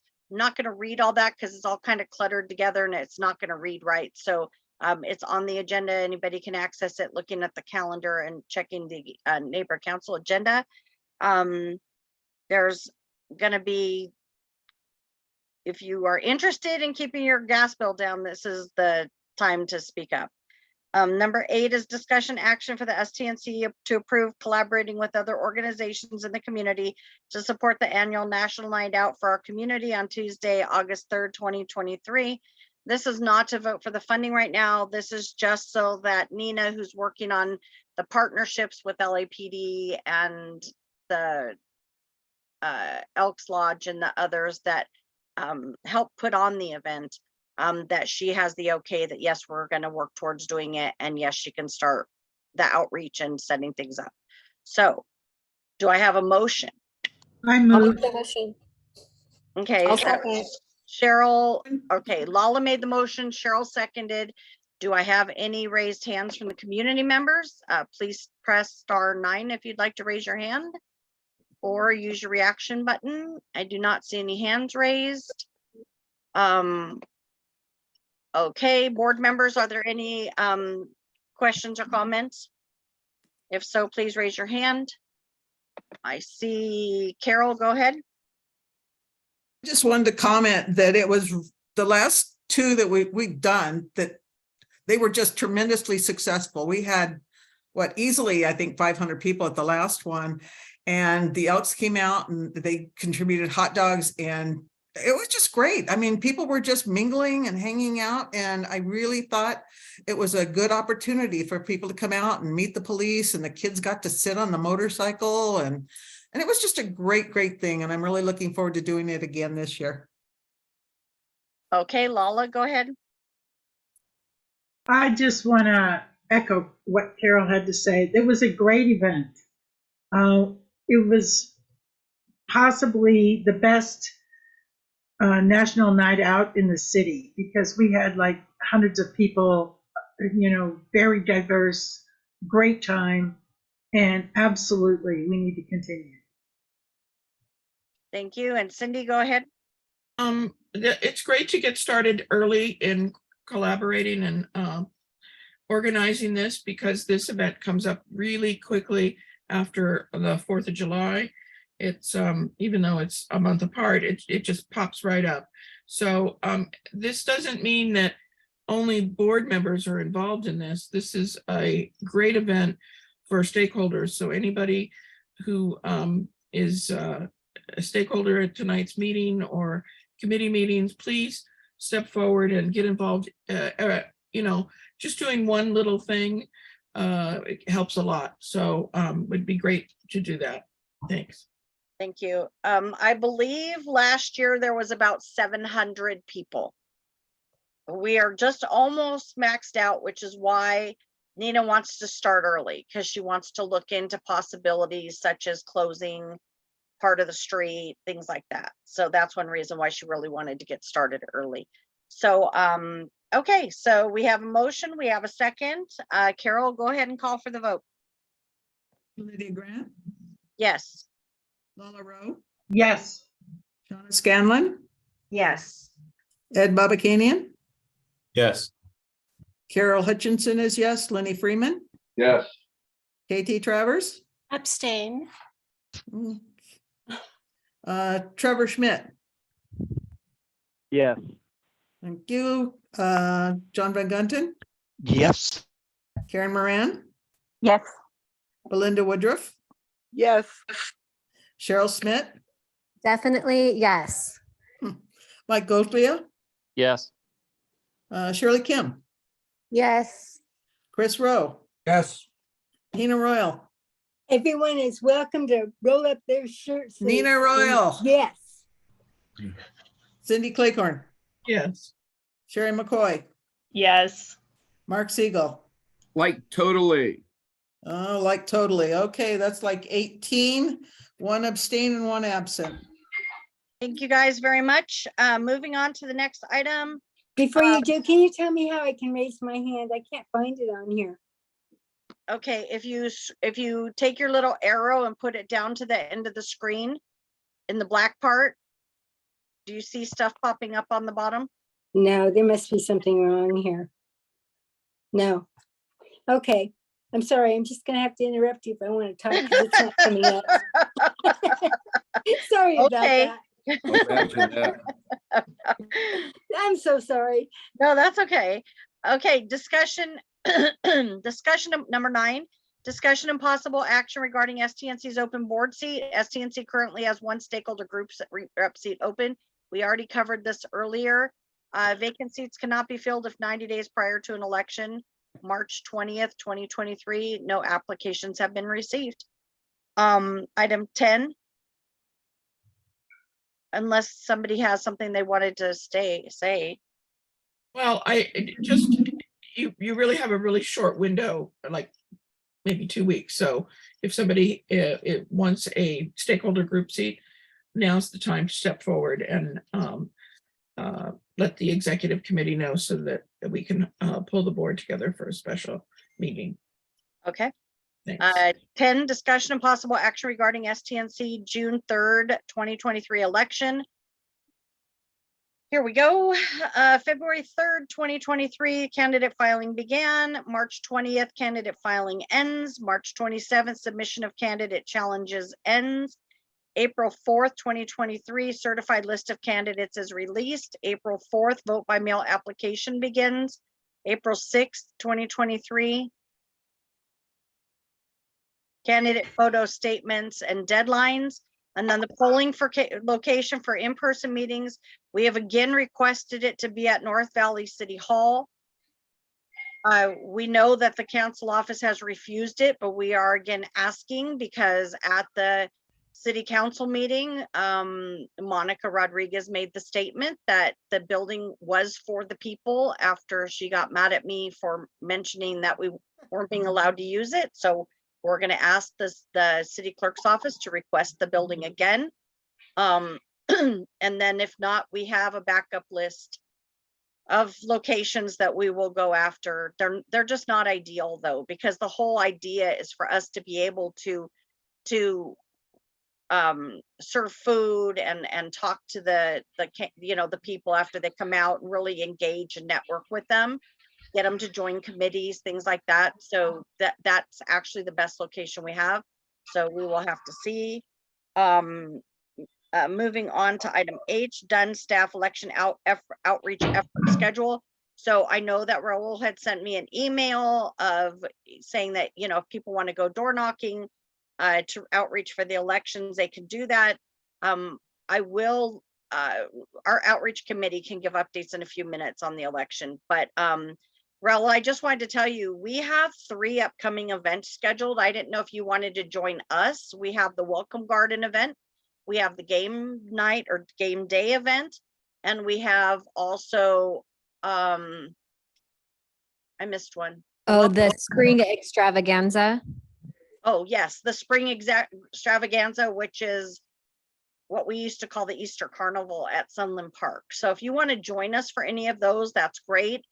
I don't know which board members would want to go door knocking with you if you want to go door knocking, but you're certainly welcome to join us for the outreach events. Yes, Lydia, thank you. Yes, I'll look at those dates to see if I can come out to any of those events, and then I'll just send out an email, and if any board member is available when we go out canvassing, it'd be great. But I will look at those events and see if we can attend, myself or some of our other, we have a couple other folks who are doing events, elections outreach as well for the department. So maybe one of them could also come out for those dates. Okay, so the spring fling is the Saturday before Easter. I don't think we have that listed anywhere here, but that one's the day before Easter. And I think the other 2 flyers we can send to you. They're on the website, I think. Oh, they're on the website. Great, I'll check the website. Thank you. Okay. I can send an email. It won't be that hard for me to send it to him. Okay, that'd be great. Thank you. Also discussion action report from land use committee. Cindy or Patty, is Patty here? No, I don't see her here. Do you want to give the updates for land use, Cindy? Sure. The application for a drive-through Starbucks at the corner of Haynes Canyon and Foothill has been approved by city planning, and the determination letter was released. And then the Canyon Hills stakeholder update. I don't know if there's anyone here from that group that wants to speak, but if they do, they should raise their hand. So that they can do that at this time. But Star those are 9 if you're on your phone. Those are two updates at this moment. Okay. I'm making sure no participants have raised their hands. There's a group of stakeholders that are pushing for the council office to take notice of the Canyon Hills development. It's already been approved by the city some years ago, but it's up for grading, and the stakeholders are opposed and want to bring to the attention the many impacts since it's been so many years since the approval was done, that it needs to be reviewed and have an additional environmental review. Cindy, So is the land use committee going to address this? we've had updates, but that's all so far. Okay. This motion, this item on this agenda is update and possible board action. Well, thanks for the update, but I don't think there's any action we could take at this moment. I don't want to step on the toes of the big group of people that are working together and have an attorney working with them. But I do want to, Kathleen, I will still reach out to you because the points you had were really good and I want to make sure they get included in what they're doing. But I do think our land use committee should be addressing this. That's my personal opinion. Number 12, committee and liaison reports by committee chairs, if they're present. Budget and finance, Ed. Thanks. The only major thing we have going on is just, where we're at in terms of the spend and, where we are in terms of the year. So it's March 8th and through March 8th, we have spent a total of $12,997, meaning that we've got about $30,000 left to spend, a little less than $30,000 left to spend. A little bit of that will be taken care of through normal office expenditures, but we got to get going on the outreach for the elections and anything else that we want to do. There are a couple items that were approved early in the year. One of them was the movies in the park item for $2,000. We might want to reconsider if we're going to do that or not. I have not heard any movement on moving forward with that yet, so that may be held until next fiscal year. Just want to kind of make sure people are thinking through what they may need to spend over the next several months. The other thing, just a couple reminders as you are getting invoices for spending, the invoice has to clearly delineate what it is you're purchasing. So it can't say like, custom item or just a standard of $5.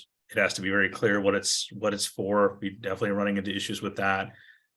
We are running into issues where things look like an event. If it looks like an event, meaning there is a scheduled time we're going to be someplace and we're potentially going to spend money as part of it. An example might be coffee and tea with the STNC. Those now need to go through the funding system through the city with the 30-day event form and all that fun stuff.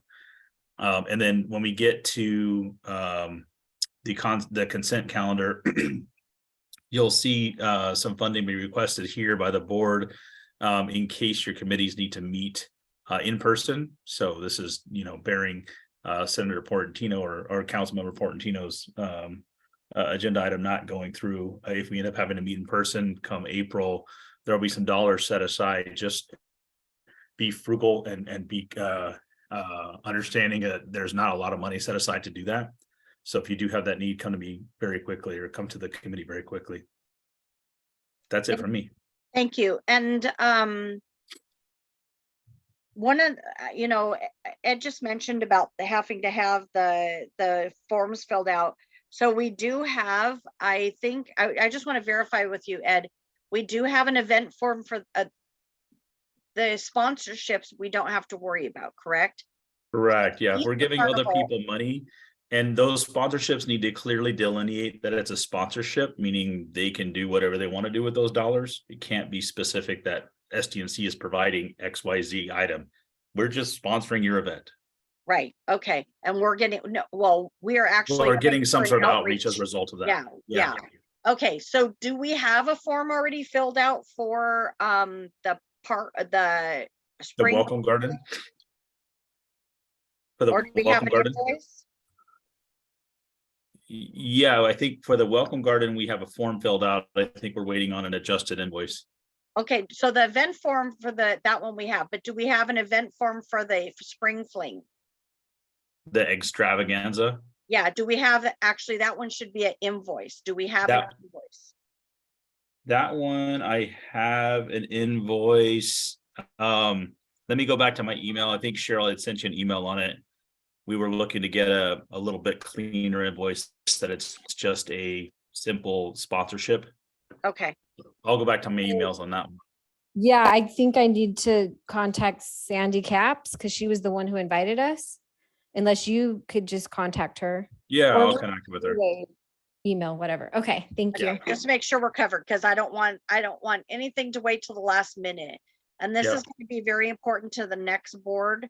Whoever takes over is, we have to, because there's been so many changes, we have not put together like a walkthrough how to do the event form, what it needs to be done for, like just for our own board, like a training on the committees, how they need to apply for money.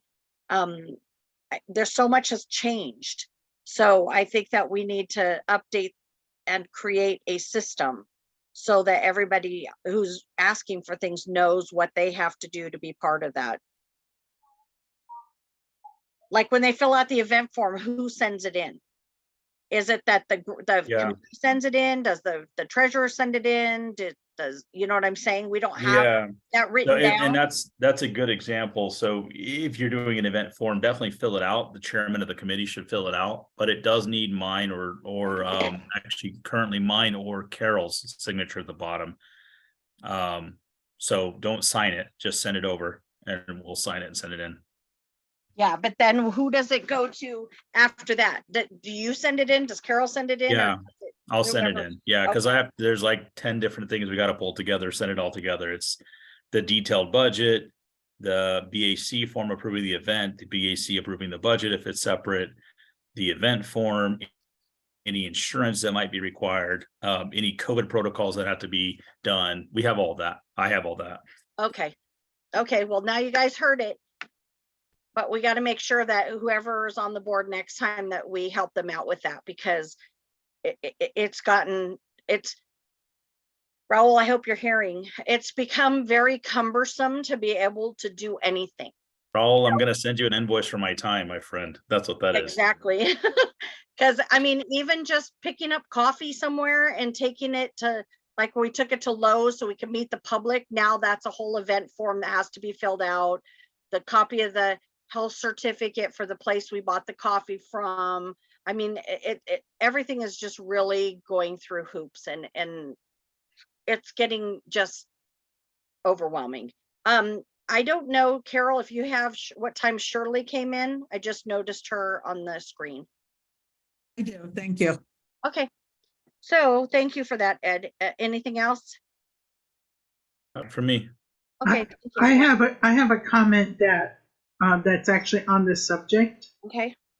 Which is that any of us that have committees, that this means that we now have to print our agendas hard copy and take in any other documents that we need hard copy and take them with us.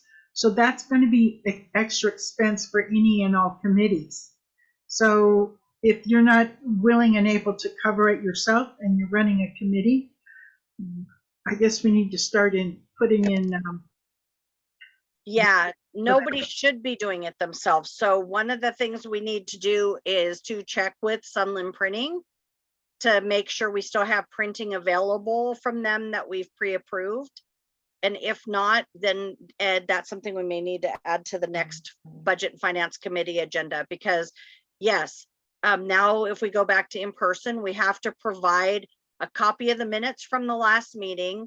It needs to be in a notebook at the meeting so that people have access to it, and hard copies of the agenda for the meeting.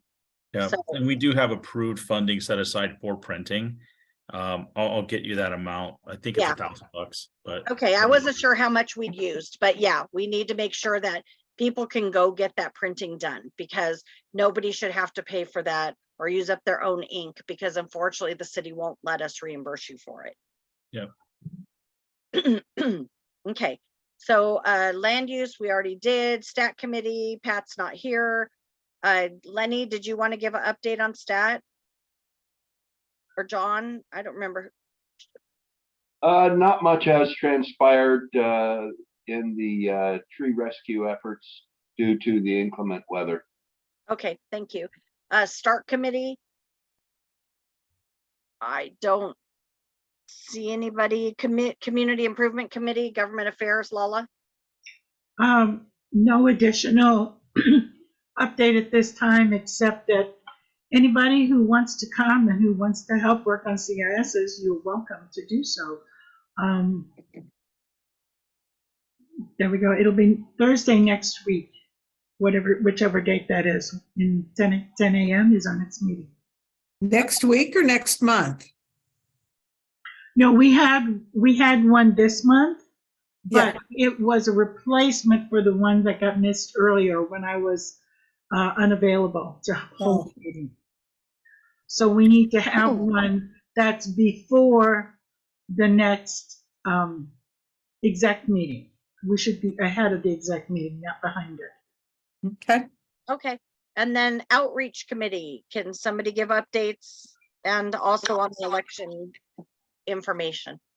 I can speak to the events. So you already know about the 3 big events, upcoming events we have. So the 18th is the Welcome Garden. The 25th is the game night. Well, it's really in the daytime at Bolton Hall. And then April 8th is that egg hunt at Sunland Park. And I sent all of the flyers or the information to all of the board members. So you should have got that. So anybody who wants to come wear your red shirt, and we'd love to have you at the outreach booth with us. And then if there's any community members who still need the flyers, maybe I shared them too fast earlier today, you could email me at cheryl.schmidt.stnc@gmail.com. Thank you.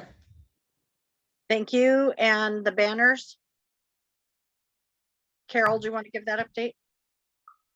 I'm blanking. Oh, the election banners? Yeah. Okay, we did order some. I'm just waiting for them to come in. Okay, then we'll get them up as soon as they come in. Those are the outreach banner. Those are the election banners for candidates. Did we order the election banners for the elections also? Yes. Okay, so the banners have been ordered. Yes. And then Cindy, has the flyer been created? There's a postcard, only a postcard, not a Okay, flyer. so what are we going to be handing out at different events? The postcard? Yes. Mhm. And have And those there'll been be an ordered? updated version of it as well.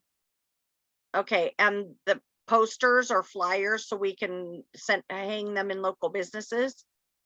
Yes, same thing, just Okay. larger size. So all that's been ordered, They haven't been ordered yet, no. but the banners have.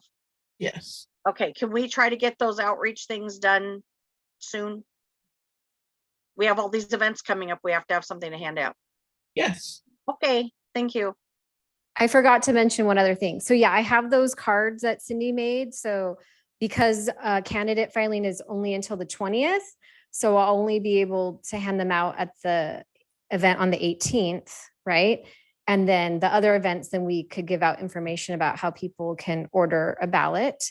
And then I forgot to mention about the game night or game day, because I thought you'd find this funny if you weren't at our meeting, but because we were kind of joking, like we'd have a map of Sunland-Tujunga with the 4 different regions, because a lot of people don't know what region they live in or which region is which.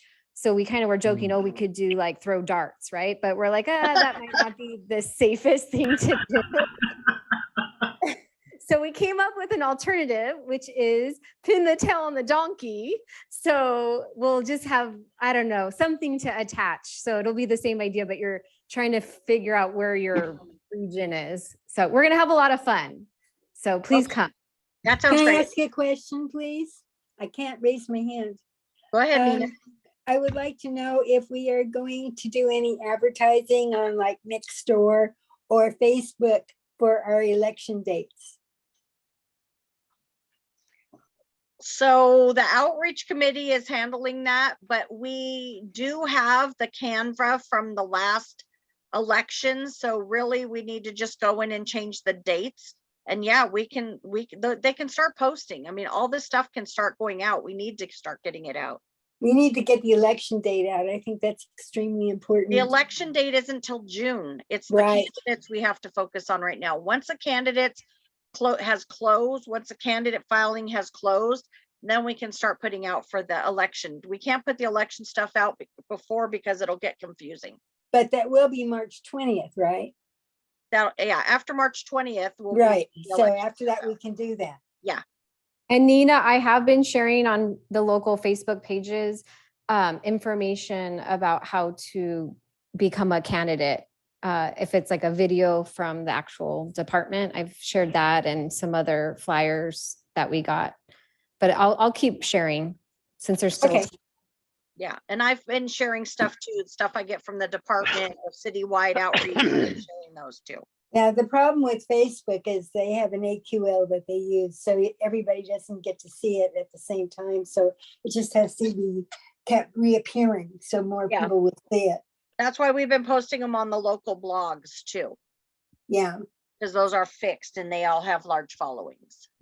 Tell me something on those local blogs. Do they have an AQ also? Anybody can post on it and they know that that'll be posted on there, or is only a certain amount of people are allowed to post? Well, usually the people who are part of that blog or the blog administrators will decide if it can go on their blog. So you just go in to post it. They'll decide if it can be shown. But like the biggest ones we have in the community are like Sunland-Tujunga Community News, Sunland-Tujunga Lakeview Terrace, the conservative page.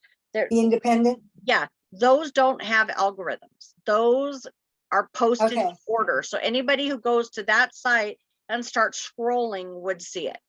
That's good to know. Thank you. You're welcome.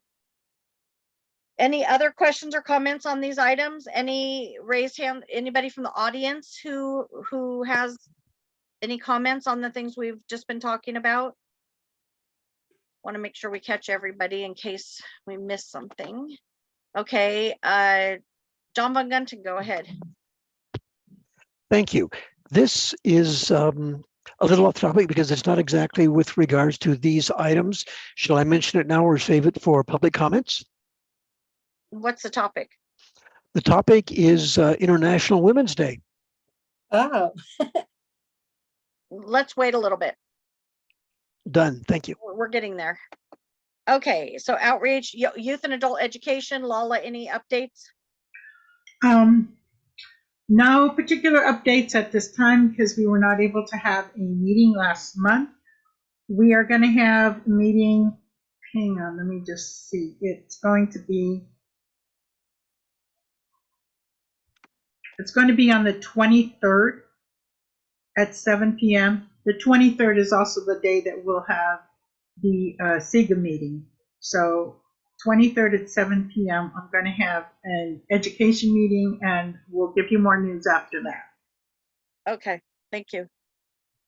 Beautification updates on the Pinewood mural.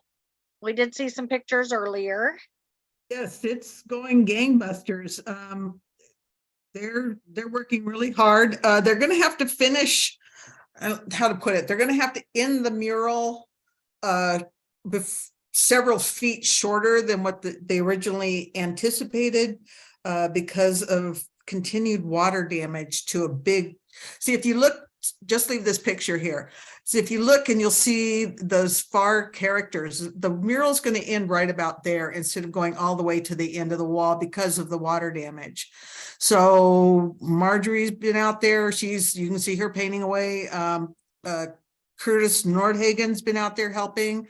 Of course, Gerardo, and I was out there today and got to do a little painting also. So they say they're going to have it finished. Nellie has ordered the graffiti coating, so that should be coming in soon. And yeah, so they're working hard on it. It's looking good. Okay, and then I have a question to ask everybody, kind of just, let's call it a poll if you want. We need to, for identification purposes, have the neighborhood council on the mural. And instead of doing like our logo and all that, does anybody have a problem with it just saying like funded by the Sunland-Tujunga Neighborhood Council? If so, please raise your hand if you have an issue with that, so we can continue moving forward, getting it done. John, go ahead.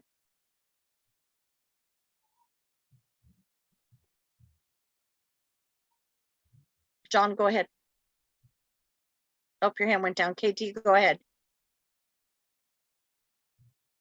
What's the problem with having the logo?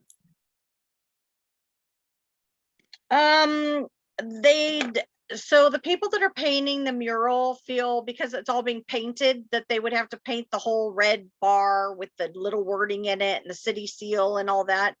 I think they feel it'll detract from the mural because the mural is really done in like natural tones. And they're very resistant to putting that up. They asked if we could just do funding, funded by the neighborhood council. So I just kind of wanted to throw that out there to see what people thought. Because they could get to the end of it before our next meeting and none of us had discussed it. So I just wanted to see if anybody has a problem with that or if they're okay with that. Okay, Ed, go ahead. I don't have a problem with that. I mean, the steel can be a pain in the butt, but do we remember when this thing started? Like, I'm wondering if we just put the dates. So funded by Sunland-Tujunga Neighborhood Council, whatever, 2020 through 2023. I think it started when I was 5 years old. Yeah, that's what it feels like. Probably. That may not be a bad idea. So can you get me the date? I mean, I don't know if you have access to that. This thing started like 5 or 6 years ago. Yeah, it should be the beginning I have date. the event form, assuming it's on there. I'll pull it up. Okay, yeah, if you could check, that'd be great, because they're gonna probably get to it within this next week or so. So I need to give them the information if you want it added. Okay, This is Cindy, go Nina. ahead. Nina, go ahead. Yeah, I think it should be from the beginning date that we actually okayed it, because that's the date we took responsibility. And Okay, I we'll see don't, if we can find that. yeah, and I like the word sponsored by instead of funded by. Just a personal taste. Okay. Other input on that? Let's, Ed, your hand's still up. Did you have something else to add? No, let me take it down. Sorry. Cindy, go ahead. So I think that's fine. We funded other things. For example, McGroarty Art Center, we purchased many years ago one of their tiles along the steps that go up to McGroarty. And I think it was a pretty good sizable amount of money. And there were limitations in that because of the size of the tile. And they did it, we just told them the copy and they created it and provided it and so forth. And then there's other things that I'm not sure if we did one for the cemetery, but the cemetery has a similar kind of thing where they have standard plates. So I would like to see the name of the neighborhood council. I would like to have the words City of Los Angeles. Doesn't have to be the logo because we are part of the city. And the Ed's suggestion about the span of dates and Nina's support of that is excellent idea to also include as well. Thank you. Do you have a preference for sponsored by or funded by? Or it could be project by. Project means that we actually participated in getting it done. I don't know that I like the word sponsored so much. We have really, it would have never been possible without the neighborhood council. So how about project by? Because Okay. that means we did the That takes the project. credit away from the artists, I feel. yeah. So anyway, the funding I think is fine, saying it's funded by, but maybe you should get some other opinions. Okay. That's why, yeah. Lala, go ahead. Yes, I like sponsored by. I agree that getting stencils out and trying to do that in red garish colors would completely detract. But I'd like to see it like maybe a little plate made and actually secured to the wall. That could be like Yes. in a corner or something. So we have like a permanent marker that will be there as long as the mural is there, and sponsored is fine. Okay, KT. I think that a simple statement like sponsored or funded by takes away from the huge unfunded volunteer effort that has gone into actually producing the mural. And I would prefer words like funding from, which lets it be known that there are perhaps other places that have provided some of the input. And I'm very much against a plaque in the first place. Anything metal is stolen. I think that painting it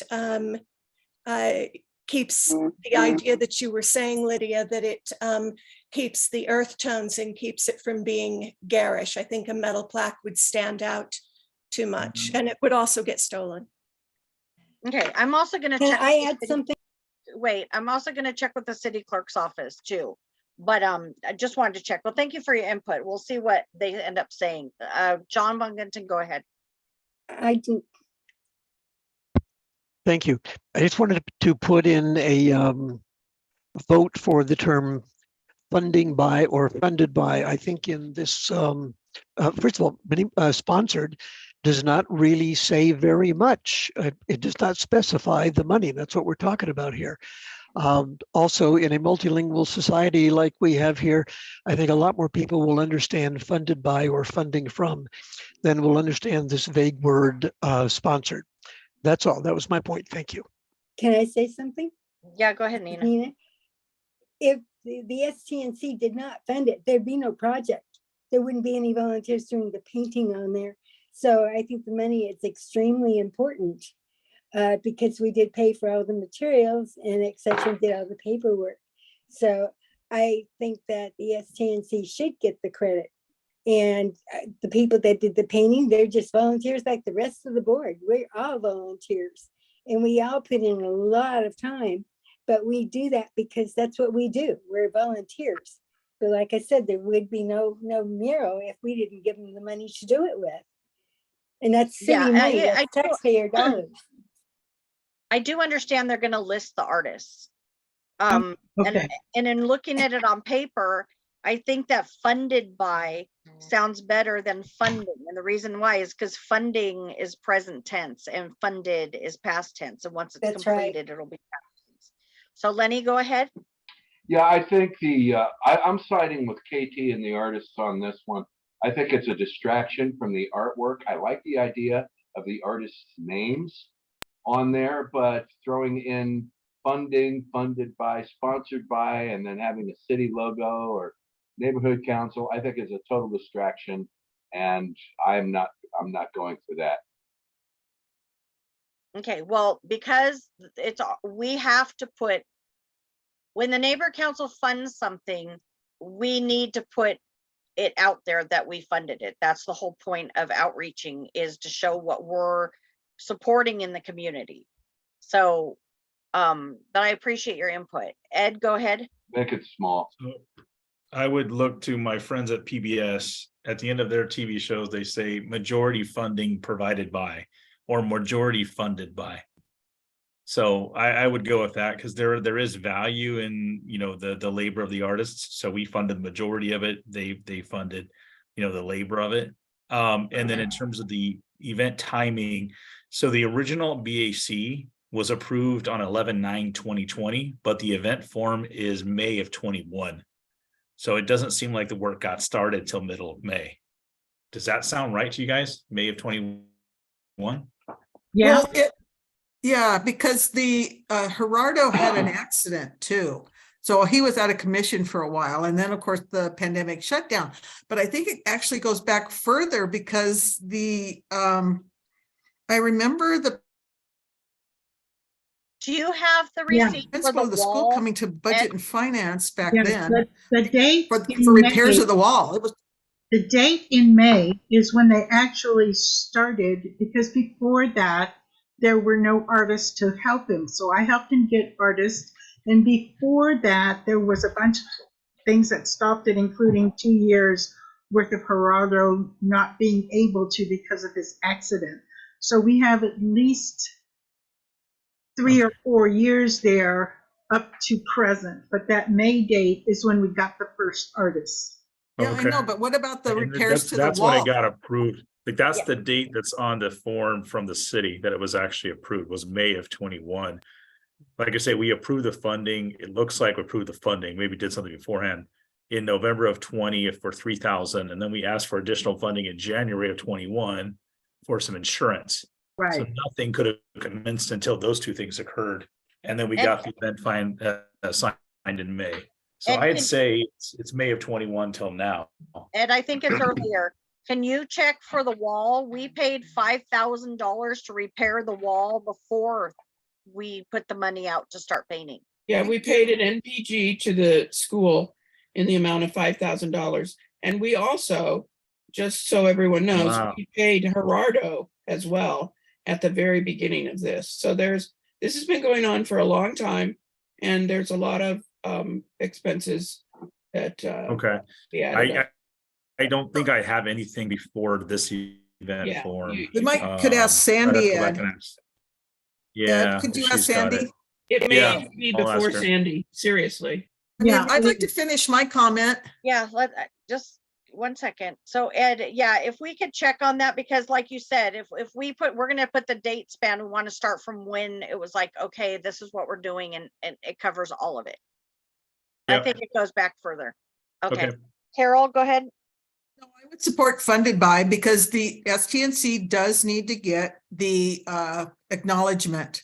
And that is part of the outreach, and that, yeah, I talked to Gerardo a long time ago about adding the artist name, so it's probably just gonna scroll down one side, and I don't see how that's gonna be a distraction. I mean, that wall is 100 feet long. You know, people drive by it. It's not going to be a distraction. And there should be the acknowledgement. There should be the acknowledgement of the STNC, and there should be acknowledgement of all the volunteers who put in their time and contributed to paint that wall. Thank Okay. you. I think from what everybody has said, I got it. Okay, thank you guys. Sorry, this kind of took us off track a tiny bit, but I think it was really important because they're going to finish it before our next meeting, and we wouldn't have been able to wait. I just got a text from Sandy. Sandy is saying it's 2018. Sounds I right. figured that, yeah. Wow. Okay. Thank you, Sandy. I'm sure you hear me. Okay, thank you guys. Thank you guys. So yeah, this has been a very long ongoing project. So thank you guys all for your input. Let's go on to the next agenda item. We've got a lot. What we did is we had a lot of CISs. We had a lot of CISs, so we put them on a special meeting agenda. So let's get through this one and see if we can get through some of them. Number 13, consent calendar items for funding. Consent calendar items are considered to be non-controversial and will be treated as one agenda item. Any board member or stakeholder may request that an item be removed. There will be no discussion of these items unless an item is removed from the consent calendar, in which case it'll go to the end of new business and be considered as time allows. Motion that the STNC board approves the funding consent calendar as recommended by the STNC Budget and Finance Committee. A, discussion and action to approve the January and February 2023 monthly expenditure report and balances. B, discussion action to approve up to $300 for Sunland Recreation Center Spring Extravaganza sponsorship. C, discussion action to approve up to $200 for committee meeting costs, copies, and refreshments at the Sunland-Tujunga Library, sorry. D is discussion and action to approve up to $200 for ongoing STNC board meeting space costs, copies, and refreshments beginning in March of 2023. Do I have a motion? I move this, Lala. Thank you, Lala. Do I have a second? I'll This is second. Carol. Nina. Okay, Nina did the second. Let's go to, Cindy, your hand is up. Did you? Never mind, I reread it and it's fine. Okay, Ed, your hand is up. Can we edit item A to be just January? We don't have the February Yes, yet. that's fine. Thanks. So delete February. So I have a motion and a second. Let's go. Are there any comments from the attendees in the audience? If so, please raise your hand. I do not see any raised hands. Let's go back. And any comments from board members? It's no comments. It's a No consent. comments. Oh, sorry. I'm just used to asking everybody because I don't want to leave anybody out. Okay, so Carol, could you please call for the vote, please? Okay. Lydia Grant, Yes. Lala Rowe, Yes. Sean Scanlon, Yes. Ed Babakanian, Yes. Carol Hutchinson is yes, Lenny Freeman, Yes. Katie Travers, Yes. Trevor Schmidt, Yes. thank you. John Van Gunton, Yes. Karen Moran, Yes. Belinda Woodruff, Yes. Cheryl Schmidt, Yes. Mike Gotia, Yes. Shirley Kim, Yes. Chris Rowe, Yes. Nina Royal, Yes. Cindy Claycorn, Yes. Sherry McCoy, Yes. Mark Siegel. Abstain. Abstain, thank you. Okay, so that's 18 yes, 1 abstain and 1 absent. Thank you. Motion passes. Moving on to item 14, consent calendar items.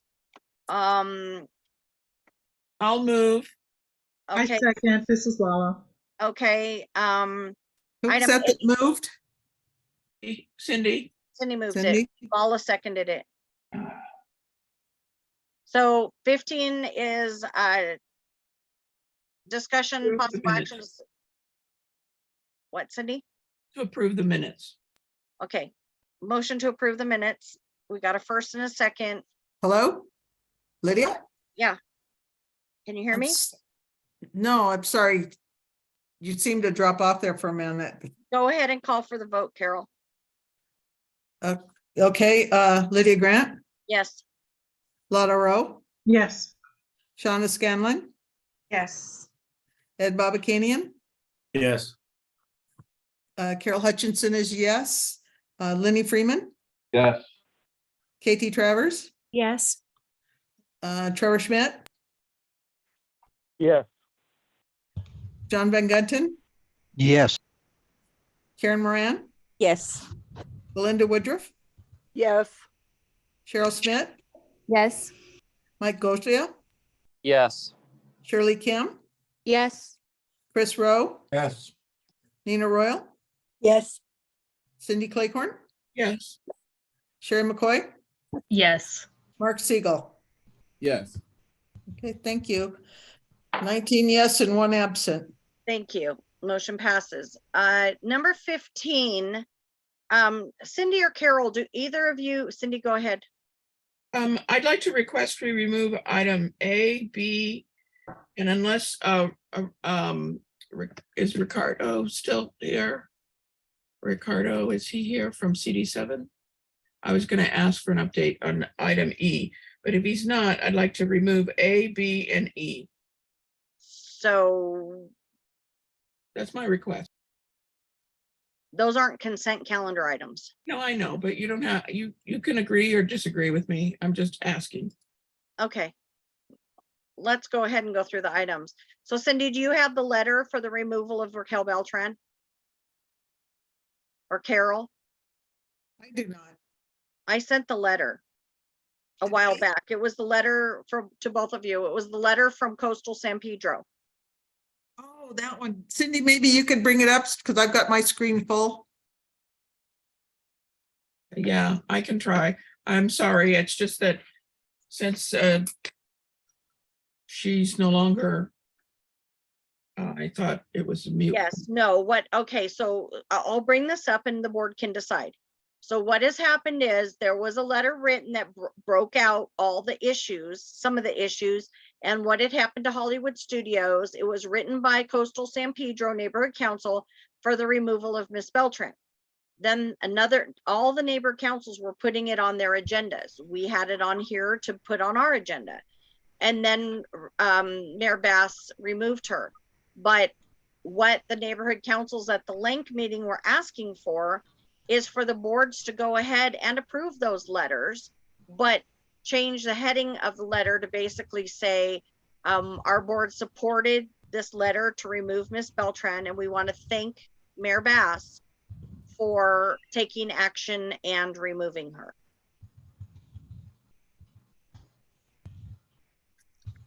Cindy, have you found it? I can stop sharing and go over and get. I haven't found it yet. I apologize.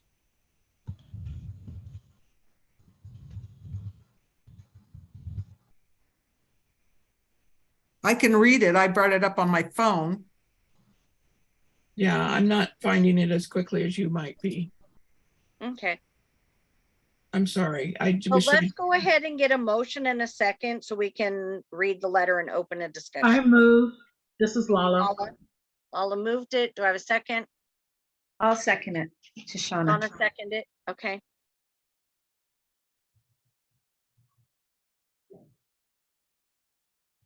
I'm gonna tell you, Coastal gets a little long-winded sometimes. You're gonna have to read it, Carol.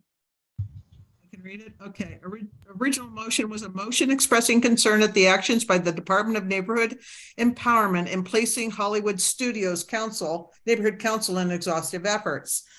Coastal San Pedro Neighborhood Council views with serious concern the actions by the Department of Neighborhood Empowerment in placing the Hollywood Studios District Neighborhood Council in exhaustive efforts in the reported use of $4,000 in neighborhood council funds in the absence of proper governing board vote and improper and frankly unconstitutional demands that the Hollywood Neighborhood Council board members attend particular meetings as well as other actions by Dunn regarding these exhaustive placements. I'm sorry. The Coastal San Pedro Neighborhood Council calls on the City Council or its appropriate committee to review the actions by Dunn and for the mayor to consider appropriate disciplinary action against Dunn and its officers. Amendment by Dean Pinchef to insert the following text, which would be motion expressing concern at actions by the Department of Neighborhood Empowerment in placing Hollywood Studios in exhaustive efforts. And then it added, whereas the general manager of Dunn, in a letter to the entire neighborhood council system explaining actions by Dunn following its takeover of the Hollywood Studios Neighborhood Council, claimed that Hollywood Studios should have appealed Dunn's actions and spent over 500 words justifying those actions, accentuating the futility of any such appeal. Whereas this attitude and these actions are consistent with Dunn's policies and performance over this last several years, wherein Dunn inappropriately takes over entire neighborhood councils through the glib use of so-called EE exhaustive efforts, or handles individual neighborhood councils' problems by issuing restrictions, rules, and regulations that limit all neighborhood councils from exercising the diversity of governance envisioned for them in the city charter. And whereas the Department of Neighborhood Empowerment has over the past few years persistently increased control and decreased true service, turning the department's name into an ironical antithesis of its stance. Therefore, Coastal San Pedro Neighborhood Council thanks Raquel Beltran, General Manager, for her service, finds that we can no longer repose confidence in the present General Manager of Dunn, requests that Mayor Bass and the City Council appoint a new General Manager forthwith, and asks that all other neighborhood councils join in this request. The Coastal San Pedro calls on the City Council or its appropriate committee to review these actions by Dunn and for the mayor to consider appropriate discipline action against Dunn and its officers. And then there's a council file given. So you hear that there was some duplication. That's because what Dean Pinchef wrote was the actual revised version. And basically the council file they applied it to was the council file that was the hiring of Raquel Beltran. That was her original council file. So basically this is the letter from when Dean Pinchef wrote the motion, basically stating this, but I would like to first of all I'd like to amend it, if you don't mind, to change out Coastal San Pedro and put Sunland-Tujunga Neighborhood Council in there. And also, there was one error that they made, and that was that while the neighborhood council was put in exhaustive efforts, Hollywood Studios had actually requested those efforts to help them rebuild their board, but Dunn did some really nasty things and didn't do what they were supposed to. In fact, Dunn spent $4,000 for them to go to an event that was not only not in their own area, but also not in the city of Los Angeles. And the whole purpose of them going there was supposedly to find board members for their board. So if it wasn't in their area and it wasn't in the city of Los Angeles, and they had to pay $400 for the privilege of meeting 25 people which is how many adults they said would be in the letter, that was really, really a poor use of taxpayer money.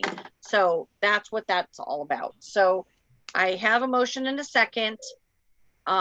Let's go ahead and first of all, let's see if there's any comments for the community or attendees at the meeting. And I'd also like to add to that letter a thank you to Mayor Karen Bass for removing Miss Beltran. Yes. If there's no problem with adding that. I don't see any hands. Okay, any comments from the board members? Mark, go ahead. You're beating a dead horse. Thank you, Mark. Cheryl, go ahead. I just want to let the board know that I heard from a constituent today, and he strongly supports sending a thank you letter to Mayor Bass. Thank you. Thank you. John Von Gunton. Thank you. I just wanted to point out the uniformity and knee-jerk consistency of viewpoint that must exist within Dunn for these various dictatorial comments to come from Ms. Beltran so many times for so many months and not have anybody within Dunn speak out, raise their hand, cause an objection, etc. It is very disconcerting because it implies to me that the next person who comes up will have the same I'm in charge of you attitude, and we're just going to get more of the same. I hope they prove me wrong. Thank you. Can I say something? Yeah, Lala's next, and then I'll call you, Nina. Go ahead, Lala. Thank you. Yes, I very strongly support altering the wording slightly so that it is a thank you letter. Has all the details in there, but thank you, Mayor Bass, for taking action. As far as John's comment, yes, this is possibly very true. I mean, we are dealing with they're not politicians in that they don't get voted for, but they're in the political system, and that kind of thing does happen. However, I think Raquel is what you call a head on a pike. It may be noticed that, oh, well, if I do that, then maybe that will happen to me. That may keep people's ethics from going completely south. We'll see. Thank you. Carol, go ahead. Well, my comment is, I don't see anything in this statement about having the neighborhood council's input on a new manager. I mean, shouldn't we be able to have a say? Yes. So there actually, I want to respond to that. So actually, there is another version that linked it on Saturday that does exactly that. It asks for the neighborhood councils to weigh in on choosing the new general manager. And we can add that if you'd like to this letter, if there's no objection from anybody. If so, raise your hand and let me know. But yes, we can ask that the neighborhood councils be able to weigh in on the selection of the new general manager. That is in the letter from Link, but the Link letter hasn't gotten out to us yet. Yeah, well, I would support an amendment to integrate or what, to change the Link letter or just integrate the Link letter? Yeah, the Link letter is very similar, but basically there was a couple changes to it. But yes, adding in that the neighbor councils get to weigh in. And I know Nina wants to make a comment, but I did want to say before I call on Nina that the reason that the neighborhood councils were united in making sure that Karen Bass knew that we were all uniting together, that we are all taking a stand saying this is not okay. This was to take the power to say we will stand up together if things are not working right. And that's why it isn't just a thank you letter to Karen Bass, but addresses the problem in that we are all united, that this behavior is not acceptable, and that we will band together in the future if that needs to happen again. So Lala, your hand was stopped. Did you finish what you were saying? Oh, no, I'm sorry. Okay, Nina, go ahead. Yeah, I was going to mention something along that line. There's a thing called course of performance. And that letter would assure that course of performance, her course of performance stops. That her actions were not acceptable. And that we all stand behind the fact that it's not acceptable. If we don't send that letter, that information may not get out there, and it could be, life goes on as usual, because this is the way it's always been done. And I am not a fan of anything that is, we've always done it that way. So I think it's very important that this letter does go out. And I like the idea of actually thanking her, and at the same time stating that we would like to be a part of the process of consideration for the next general manager. Thank you. Okay, thank you. So I don't see any other hands up. I just want to double check and make sure. I don't want to miss anybody. Okay, so let's go ahead and call for the vote.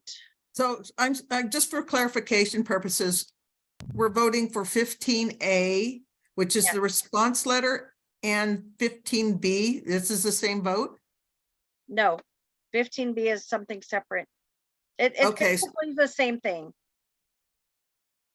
Yes, they're the same thing. They're both about. Okay, so getting this the letter vote is to- for 15A and 15B. Yeah, it's kind of a combined of the two. Okay, that's fine. I just need clarification for Yeah, I paper. do see one hand up. I think it might be Trevor. I see KT has her hand up also. Okay, Trevor, is that your hand up? Whose phone ends in 763? That's Mark Dutton's. I think it's Mark. Okay, Go ahead, Mark. no, the hand's down now. Did you want to speak? Unmute yourself. You're unmuted. Okay, raise your hand. Okay, go ahead and Hello. speak. Yeah. Hello. Go ahead. Hi, yeah, it's Mark Dutton. Yeah, I very much support the letter pretty much the way that it is. I think it's extremely important to show unity in the neighborhood council system right now. The neighborhood council system has been getting beat up by Dunn since its beginning. And everybody's sick of it. And it looks like the mayor actually was listening. I think we absolutely have to thank her and let her know that you guys are there to work with her and move the city forward. And hopefully, show that Dunn is not necessary. I mean, Dunn is supposed to be a small step, at the bottom of a big staircase to the city, because the city doesn't really communicate and listen effectively. They make it very difficult. Dunn was supposed to make that easier. They did the opposite. So I'm very cynical. I hope the new general manager is going to be more friendly towards all the work that the neighborhood councils do. But I also really hope to see more unity between all of the councils. I think it's so important to support each other. There are no borders between our communities. This is us against them. And I hate to say that, but that's what it feels like. And that's what it seems to be right now. And if we show them that there are strength in numbers, maybe something will change. So thank you guys. Thank you. And KT, your hand is up. Go ahead. The letter that we listened to that was part of the file didn't refer to anything about the COVID-19 mandate. It seemed to be focusing on the Hollywood Studios neighborhood council situation. So Yeah. I'm a little confused. Where does the COVID mandate come into this? I don't know why it got added to the agenda right there. But also the COVID mandate isn't coming from the department. So that's why it's not in this letter. Okay, so what we're voting on is. You'll know why in a second. You'll know why in a second. Okay. Let's finish the vote on this one and then I'll explain what happened.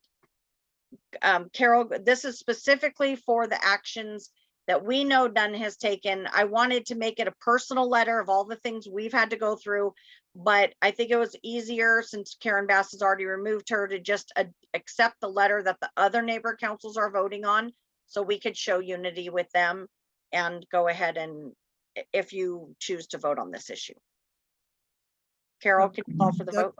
Okay, Lydia Grant, Yes. Lala Rowe, Yes. Shauna Scanlon, Yes. Ed Babakanian, Yes. Carol Hutchinson is yes, Lenny Freeman. Lenny, I think we lost him. we lose him? No, he's here. Okay, we'll come back. Katie Travers, Yes. Trevor Schmidt, Yes. John Van Gunten, Yes. Karen Moran, Yes. Belinda Woodruff, Yes. Cheryl Schmidt, Yes. Mike Goldria. Did we lose Mike? Okay, Shirley Kim, Yes. Chris Rowe, Yes. Nina Royal, Yes. Cindy Claycorn, Yes. Sherry McCoy, Yes. Mark Siegel. Yes. Okay, This is Okay, Lenny, I'm back. okay, Yeah. what do you say? Yes, my popcorn chicken was getting overcooked in the oven. I forgot about it. All right, so that's 18, no, let me count again, one.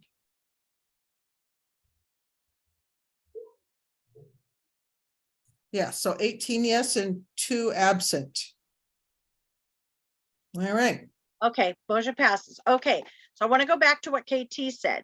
And that was where it says regarding COVID-19 mandates, and then it says reference the VENC meeting. There was something I was going to play for you, a recording from the VENC meeting before we voted on this letter. Because when we made the agenda, Raquel Beltran was still the general manager. And I wanted to tell you guys what happened, and I wanted you to hear what she did. She was so at the VENC meeting, I was allowed to read our mandate, and I was hoping that we would get the other neighbor councils to write a letter like us so that we would have a citywide support of the fact that nobody was going to allow the mandate to happen. And what happened was when I read that letter at VENC, Raquel Beltran went, I almost used a bad word. Sorry, hold on. Gotta think of a different word. Bananas. Okay, yeah. And she literally called out in front of over 50 people saying that I was spreading misinformation, that the information in our letter was misinformation. And it got to the point where she was literally, people in the meeting said it felt like she was threatening me. She was saying we weren't allowed to send it to anybody. We better not send it out to other neighbor councils. She was just all over it. And I wanted to play that for you to help you make a decision if you wanted to vote for her removal. But because the removal had already happened, I didn't want to waste your 30 minutes of time to add that. So that's why it's there, Kathleen, but we didn't actually go over it. It was really bad. And there was no false information, because what she was trying to imply, which was wrong, was that if somebody doesn't attend, that nobody would be removed if they were disabled, because we put that in there. Nobody would be removed for not attending meetings in person, that just wasn't the case. And she did not let me speak back. But the fact is, it says in our bylaws that if you miss 3 meetings consecutively, you would be removed. So if you aren't able to go back to in person, yes, you would be removed. But she basically called me a liar in front of 50 people. And like I said, she just went off. And I wanted to share that with you, but we didn't have to. So I'm not going to go any more into it, but I just wanted to let you guys know. I have the video if you want it. Thank you. It was really ugly. And then, so item B, we really covered already. Item C, update regarding municipal lobbying ordinance, council file 22-0560. So there has been multiple meetings on that. I've been to the 2 What happened was it went to the government. I can't think of the name of it. There's a new committee basically trying to reform the government. And this is where that motion went to. And what happened was Paul Krikorian runs that meeting, and they had gone deep into all the things like people that were lobbyists or working for nonprofits couldn't come to our meetings anymore and pretend like they're part of our community. They had to announce if they were lobbyists. Well, the lobbyists, so at the first meeting, Paul Krikorian and the other council members came up with this plan that was even better than the one that we had asked for. And then they started getting calls from all the labor, and they started getting calls from all the nonprofits who were pissed off. And so now it had to go back to committee again. And it went back to committee yesterday. There was another meeting about it. And now it's unfortunately starting to unravel, and all the things that we had been fighting for as neighborhood councils is starting to unravel, and the labor and the nonprofits are getting a bigger foothold. I will tell you, it was very interesting because our councilwoman did weigh in on it, even though she wasn't on the committee. She had her staffer come during public comment and say that she does not support the municipal lobbying ordinance, that we have to remember that the nonprofits are the partners of the city. And so basically they should be able, I don't understand, they should be able to do whatever they want. I mean, the one big issue that we are having is the fact that they come and say they're community members, or they don't tell us they're being paid to be there to speak. And Paul Krikorian had said that it doesn't make sense that if you're there from an organization, you should be proud of being from that organization, and you should state you're from that organization. So we're not sure how it's going to end up. There'll be more meetings, I'm sure. If we get enough notice, I'll get them out to you guys, and how to call in if you're interested in weighing in at their meeting. Their meetings are their meeting was yesterday at 2 o'clock, so they're kind of an afternoon meeting for that committee. Next item, does anybody have any questions or comments on that before I move on? Okay. E, update regarding 7747 Foothill Boulevard Community Meeting and Storage Space. I don't know if Ricardo's still here. We're kind of in limbo because the councilwoman doesn't want us to use that space. But at the same time, after we publicly spoke about it at City Hall, she said that the space is supposed to be used by the community. That's why she spent all the money to have the building redone. So the fact that she's not letting the community use it, I don't understand, but I just wanted to give you a heads up. Storage space, we're still leaving things the way they are. We're hoping something will give and we'll figure out what we're going to do. But right now we don't want to do anything because we got to see what's going to happen. Under presentation and training, we usually skip over that. There is one thing I wanted to bring to your attention, and that is the Board of Neighbor Commissioners is reworking the the Bond Commission is now reworking the Code of Conduct policy. They're trying to put more teeth in it, make it stronger. Just wanted to give you a heads up if you want to attend the bonk meetings and be able to weigh in on that. Let's go to general public comments, and then I will go ahead and adjourn this to the special meeting. Yeah, adjourn's not the right word. I was trying to think of the word, but close enough. Okay, so anybody have a comment? Any of the community members have a comment for public comments? If so, please raise your hand. If you're on a phone and you are a community member, please press *9. I don't see any hands currently raised. Okay, so I'm going to close public comments, and I would like to recess this meeting at 9:34. Let's just, Cindy, can we just adjourn the meeting so it's over and then go to the other meeting? Yes. Yeah, let's do that. Does any board members have any final announcements before we go to the other meeting? And it's mostly on CISs. There's some really good ones in there. Some that are pretty quick. Yes, I do, if I may. Yeah, go ahead, John. Thank you. I just want to point out that today is International Women's Day. I personally want to thank the several women who did their best to raise and civilize me. They were smart, strong, industrious, self-determined, as is my wonderful wife. And don't those qualities invoke perfect parallels to the wonderful women serving on our STNC board and committees? We thank them heartily and we revere their creativity and hard work for all of us. And I am proud and humbled to work with you all. Thank you. Oh, thank you, John. Cheryl? That was so sweet. I just wanted to let you all know March 19th is the Los Angeles Marathon. And there's about almost 20 students from Mount Gleason. Well, some of them go to Verdugo Hills High School too. And then the coaches, Coach Curtis Nordhagen and Coach G are the ones that have been training the kids. So they will also be running the marathon. So just if you think of them on March 19th, thoughts and prayers to them that they all finish and nobody gets injured and they've crossed that finish line. Thank you. Thank you very much. KT, go ahead.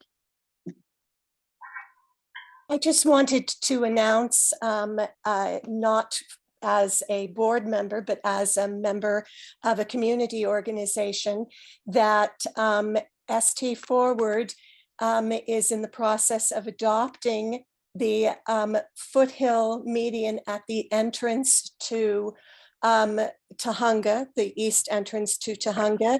And we plan to put in the Tujunga Welcome Garden, which will be a long, thin version of the Sunland Welcome Garden, again with a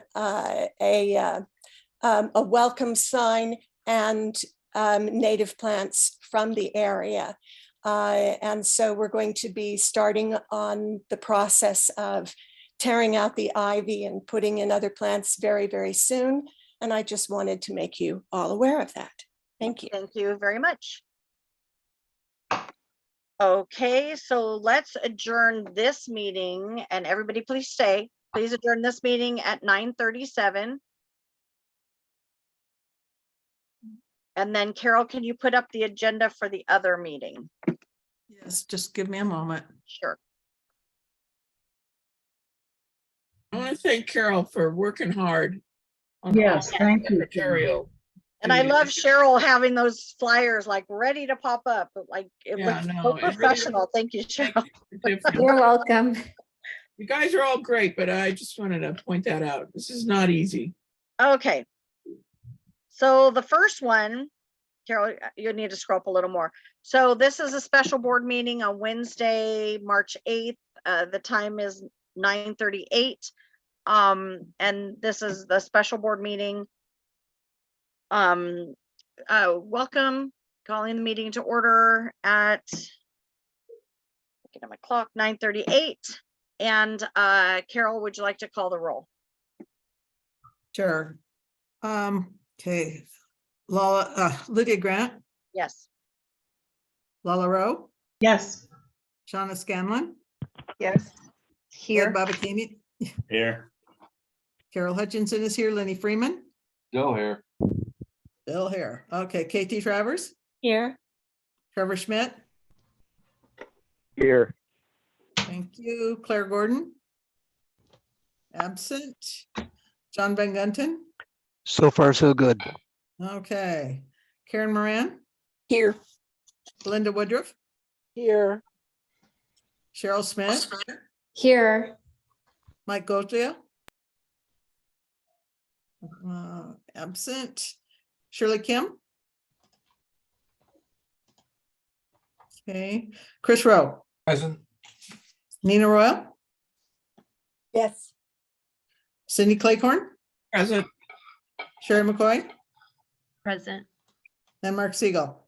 Yeah. Okay.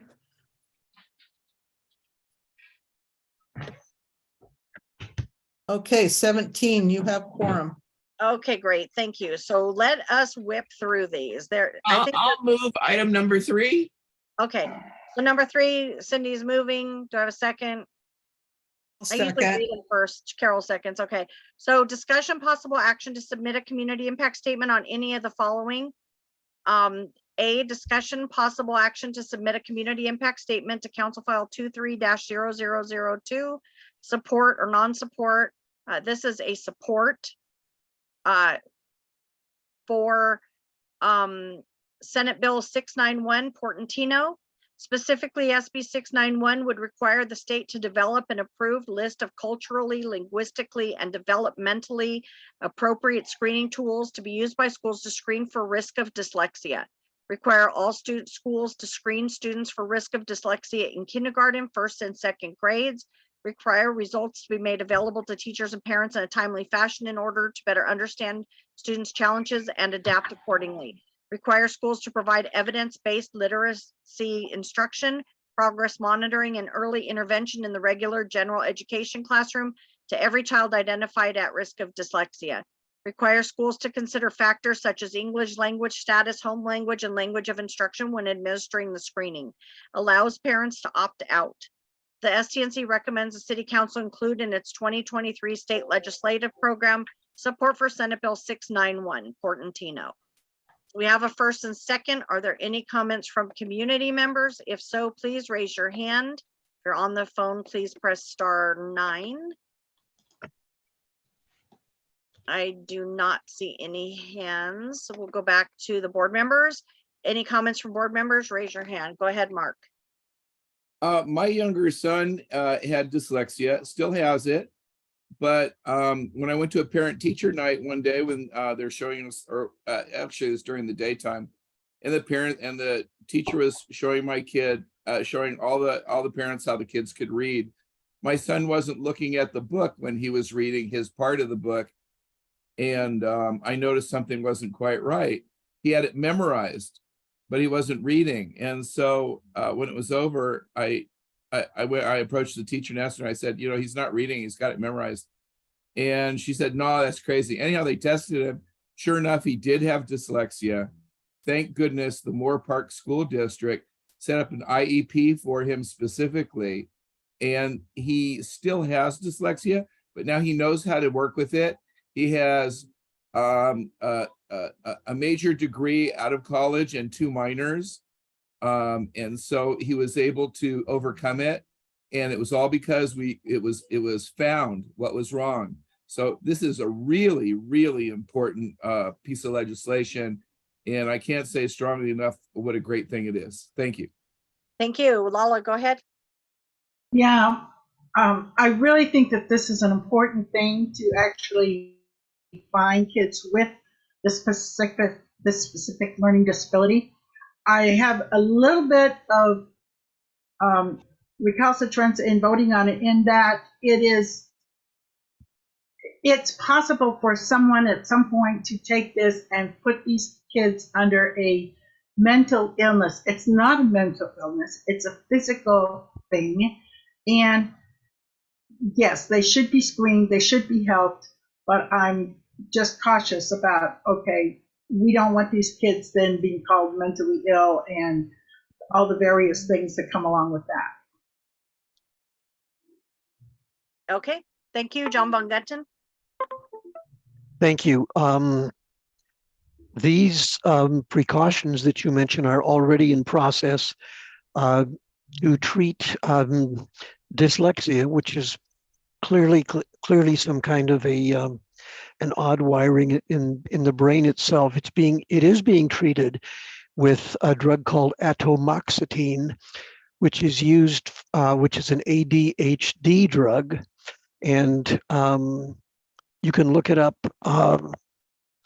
It's used for, quote, major depressive disorders, atomoxetine, and just look up dyslexia and drugs, and you'll find out that it's already being used. I would love to vote for this, and I will vote for this if we are willing to put in some kind of caution, disclaimer, that the treatments should not include drugs, because that's inapplicable. Thank you. Thank you. So is there an amendment you would like to add? Because it doesn't say anything about treating them. It talks about testing them.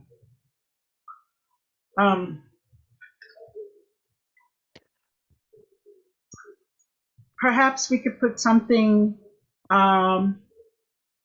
just like we support this as long as children with this condition are not deemed mentally ill or handled with subsequent treatments that are used for the mentally ill. Something of that sort. John, did you have wording you wanted? Yes, I'm actually in the process. Okay. Yes, I'm actually in the process of writing it out.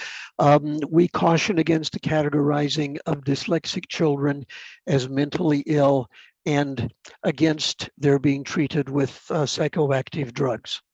Okay, can you send that note to Carol? Yeah, Yes. please. Thank you. My transcription is not that great. Okay, so let's go ahead. Let's finish the conversation, and then if you have a problem with that amendment, let me know.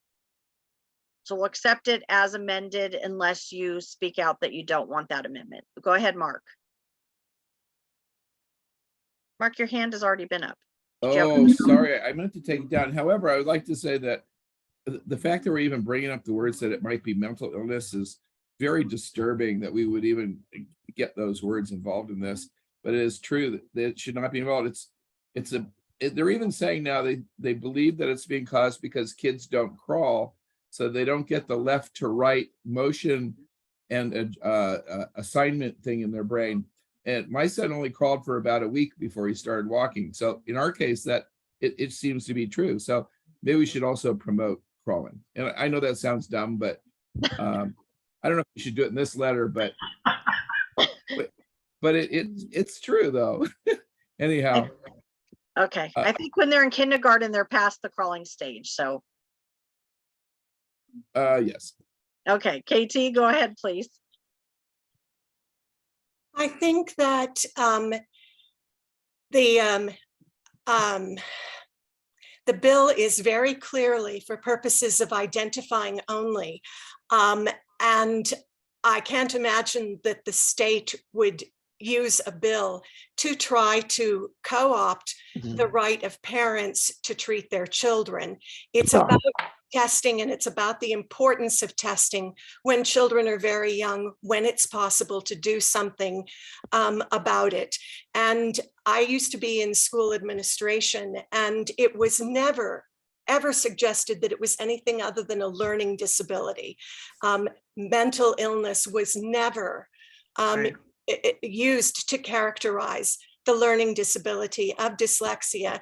And Mark was very correct when he described it as an incoordination of left and right. It's a learning disability, and finding it early makes it possible to treat early. And one of the most common treatments is colored lenses in glasses. No suggestion of medication. And this doesn't suggest medication, it suggests testing. If our statement were to be amended to talk about medication at all, I would vote against our statement. Okay, what we're gonna do, we'll do the amendments at first and we'll do the other second, but let's go ahead and finish the conversation so everybody can weigh in. Lenny, go ahead. Yes, we must somehow include in here that this is not to be classified as a mental illness. And we must also guard against the fact that this can find its way into the DSM-5, your Diagnostic and Statistical Manual 5, which, the whole psychiatric board votes on. And that's just another opportunity to bill treatment and any kind of medication that goes involved. So okay, once we keep that out and we just say it's a learning disability, it's not a mental illness, I'm okay with that. okay. Okay, so any other hands? Okay, So John made a motion for an amendment. Do I have, so John made the motion for the amendment to add the psychiatric and medication phrase to it. Do I have a second on the amendment? I second that. Okay, Lenny seconds the amendment. John made the motion. Okay, any community members like to weigh in on that? If so, please raise your hand. I do not see any hands raised. Okay,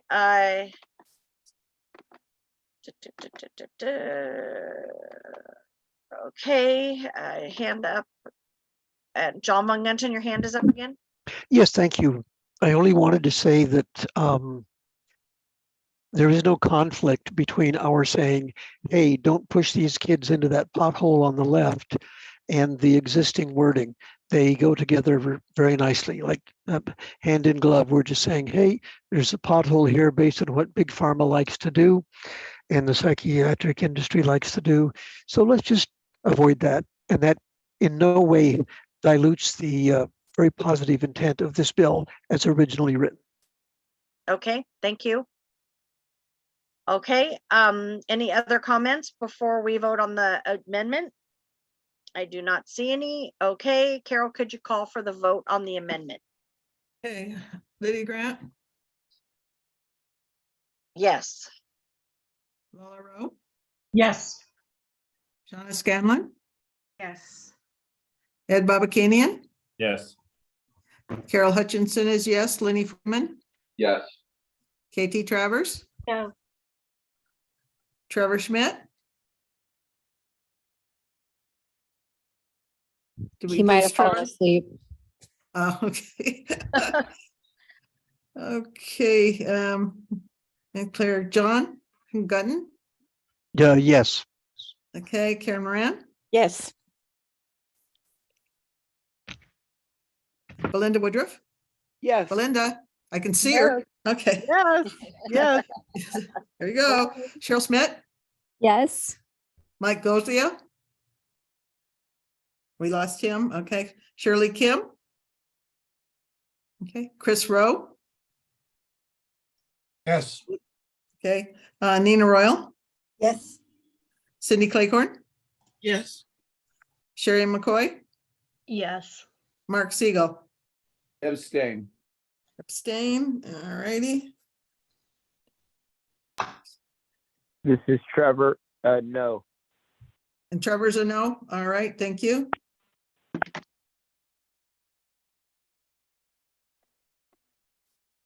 So that's 14 yes, 2 no's, 1 abstain and 2 absent. So did that come out right? Yeah, I think so.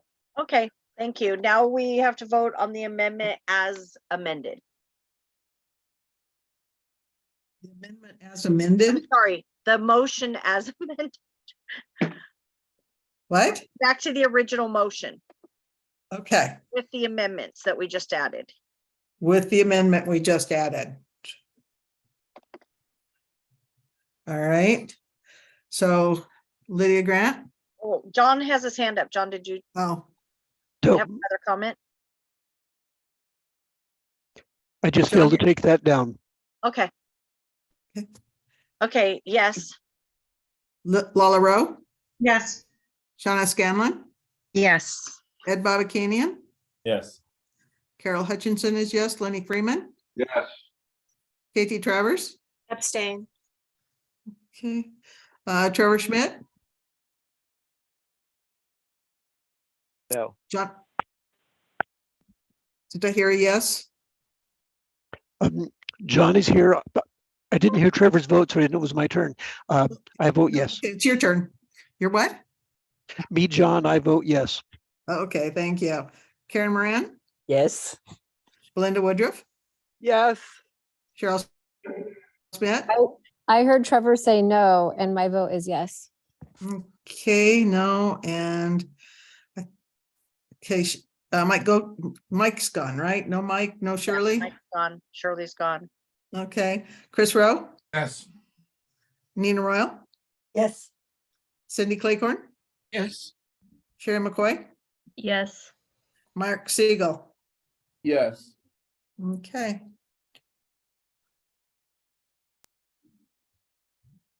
Okay, 15 yes, 1 no, 1 abstain, and 1, 2, 3 absences. Okay. Can you scroll up a little bit? We'll go to B, and then after this one and the next one, we'll ask if you guys want to keep going. So discussion possible action to submit a community impact statement, council file 23-0166 to prevent human trafficking, homeless youth, community investment for families department, youth development department. This is a Park Rodriguez motion introduced February 14th, 2023 and referred to neighborhoods and community enrichment committee. The motion is instructing the Community Investment for Families Department, the Youth Development Department, with assistance from the Office of the Chief Legislative Analyst and other departments as appropriate, to investigate and report on a solution to prevent human trafficking among homeless youth in the city of Los Angeles. The STNC supports Council File 23-0166. The issue of homelessness in youth is a multifaceted problem. We have children being sent alone across our border, being trafficked by cartels. We have children terming out of foster care with no skills, no job, and nowhere to go.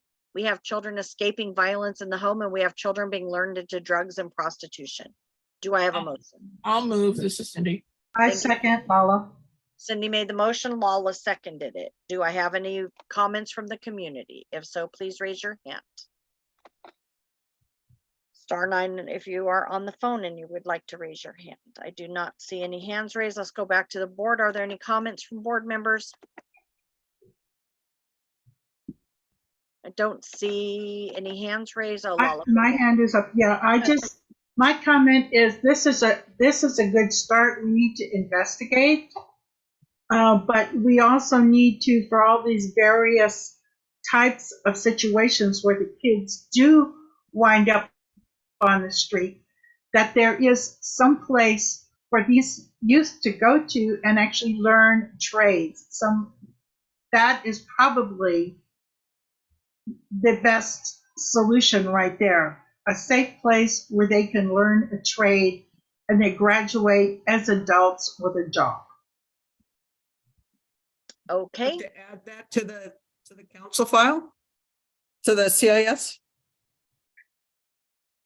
Because it does say to investigate and report on solution to prevent human trafficking among homeless youth. If they had a safe place to go and could learn a trade. Yes, I think I would like. We do need. I think I would add. We do need a solution such as creating. I'll just call it a safe place to go where these children may learn a trade and come out as adults with a job. Okay, is there any objection to that amendment? If so, raise your hand. I don't see any hands raised. Okay, so go ahead and we'll add that in. Okay, are there any other comments on this item? Okay, then Carol, go ahead and call for the vote. Grant, Yes. Lala Rowe, Yes. Donna Scanlon, Yes. Ed Babakian, Yes. Carol Hutchinson is yes. Lenny Freeman, Yes. KT Travers, Yes. Trevor Schmidt, John Van Gunten, Yes. Karen Moran, Yes. Belinda Woodruff, Yes. Carol Schmidt, Yes. Mike Goslia. Oh, I forgot. We lost him and Shirley. Okay, Chris Rowe, Yes. Nina Royal. I abstain. Okay. Cindy Claycorn, Yes. Sherry McCoy, Yes. and Mark Siegel. Did we lose Mark? Okay.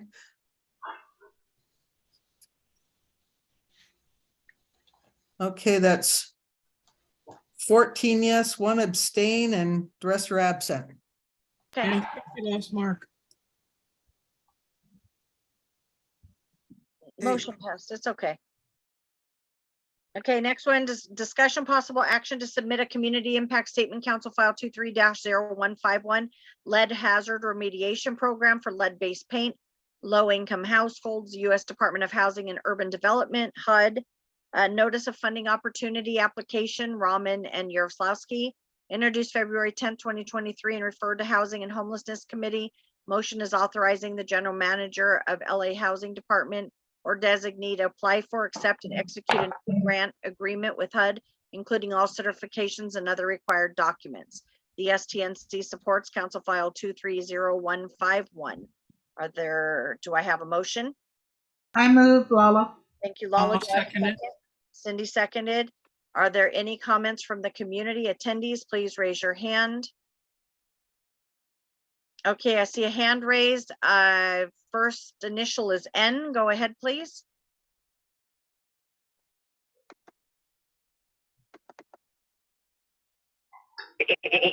Yes, and I went to the store just now and they closed the door on me. I told you we're going to be late because of this meeting. Ow! Ow! Damn it! Ow! Ow! See what I have to live with as this puppet? Now go ahead. Sorry, yes. I always encourage young humans that they should eat the paint off the walls. It's very tasty. And if it has lead, so be it. Many of you here today were raised on eating lead paint. And look at the success that you have had. Look at Cindy. Look at this board.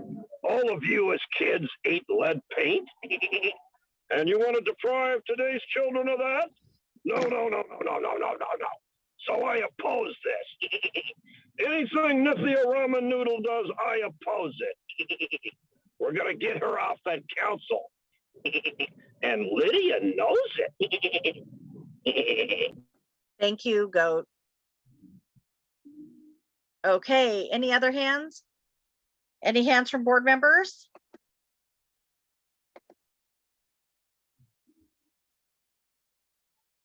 I don't see any.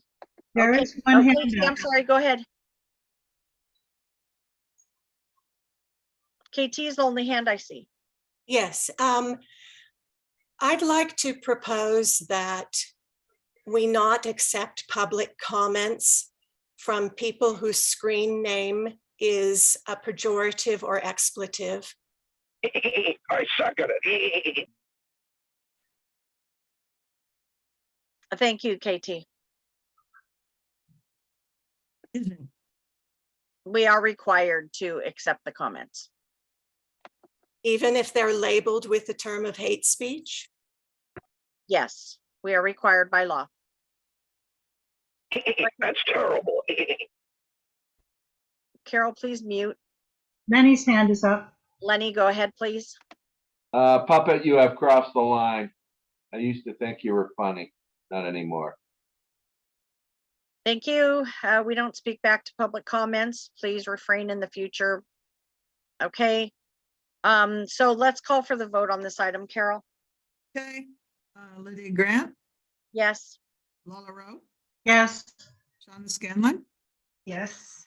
Ed Babakanian, Yes. Carol Hutchinson is yes, Lenny Freeman, Yes. Katie Travers, Yes. Trevor Schmidt. Okay, John Van Gunten, Yes. Karen Moran, Yes. Belinda Woodruff, Yes. Cheryl Schmidt, Abstain. okay, Chris Rowe, Yes. Nina Royal, Abstain. Cindy Claycorn, Yes.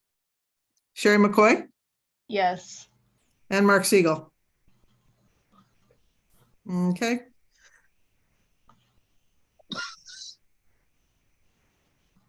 $13 yes, 2 abstain, the rest are absent.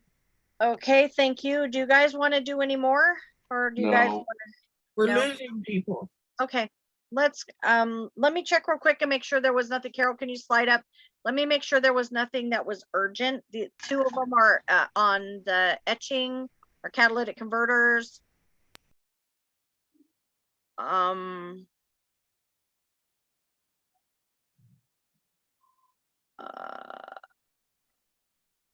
Firearms and ammunition tax. Is there anything you guys have seen on here that you want to address tonight?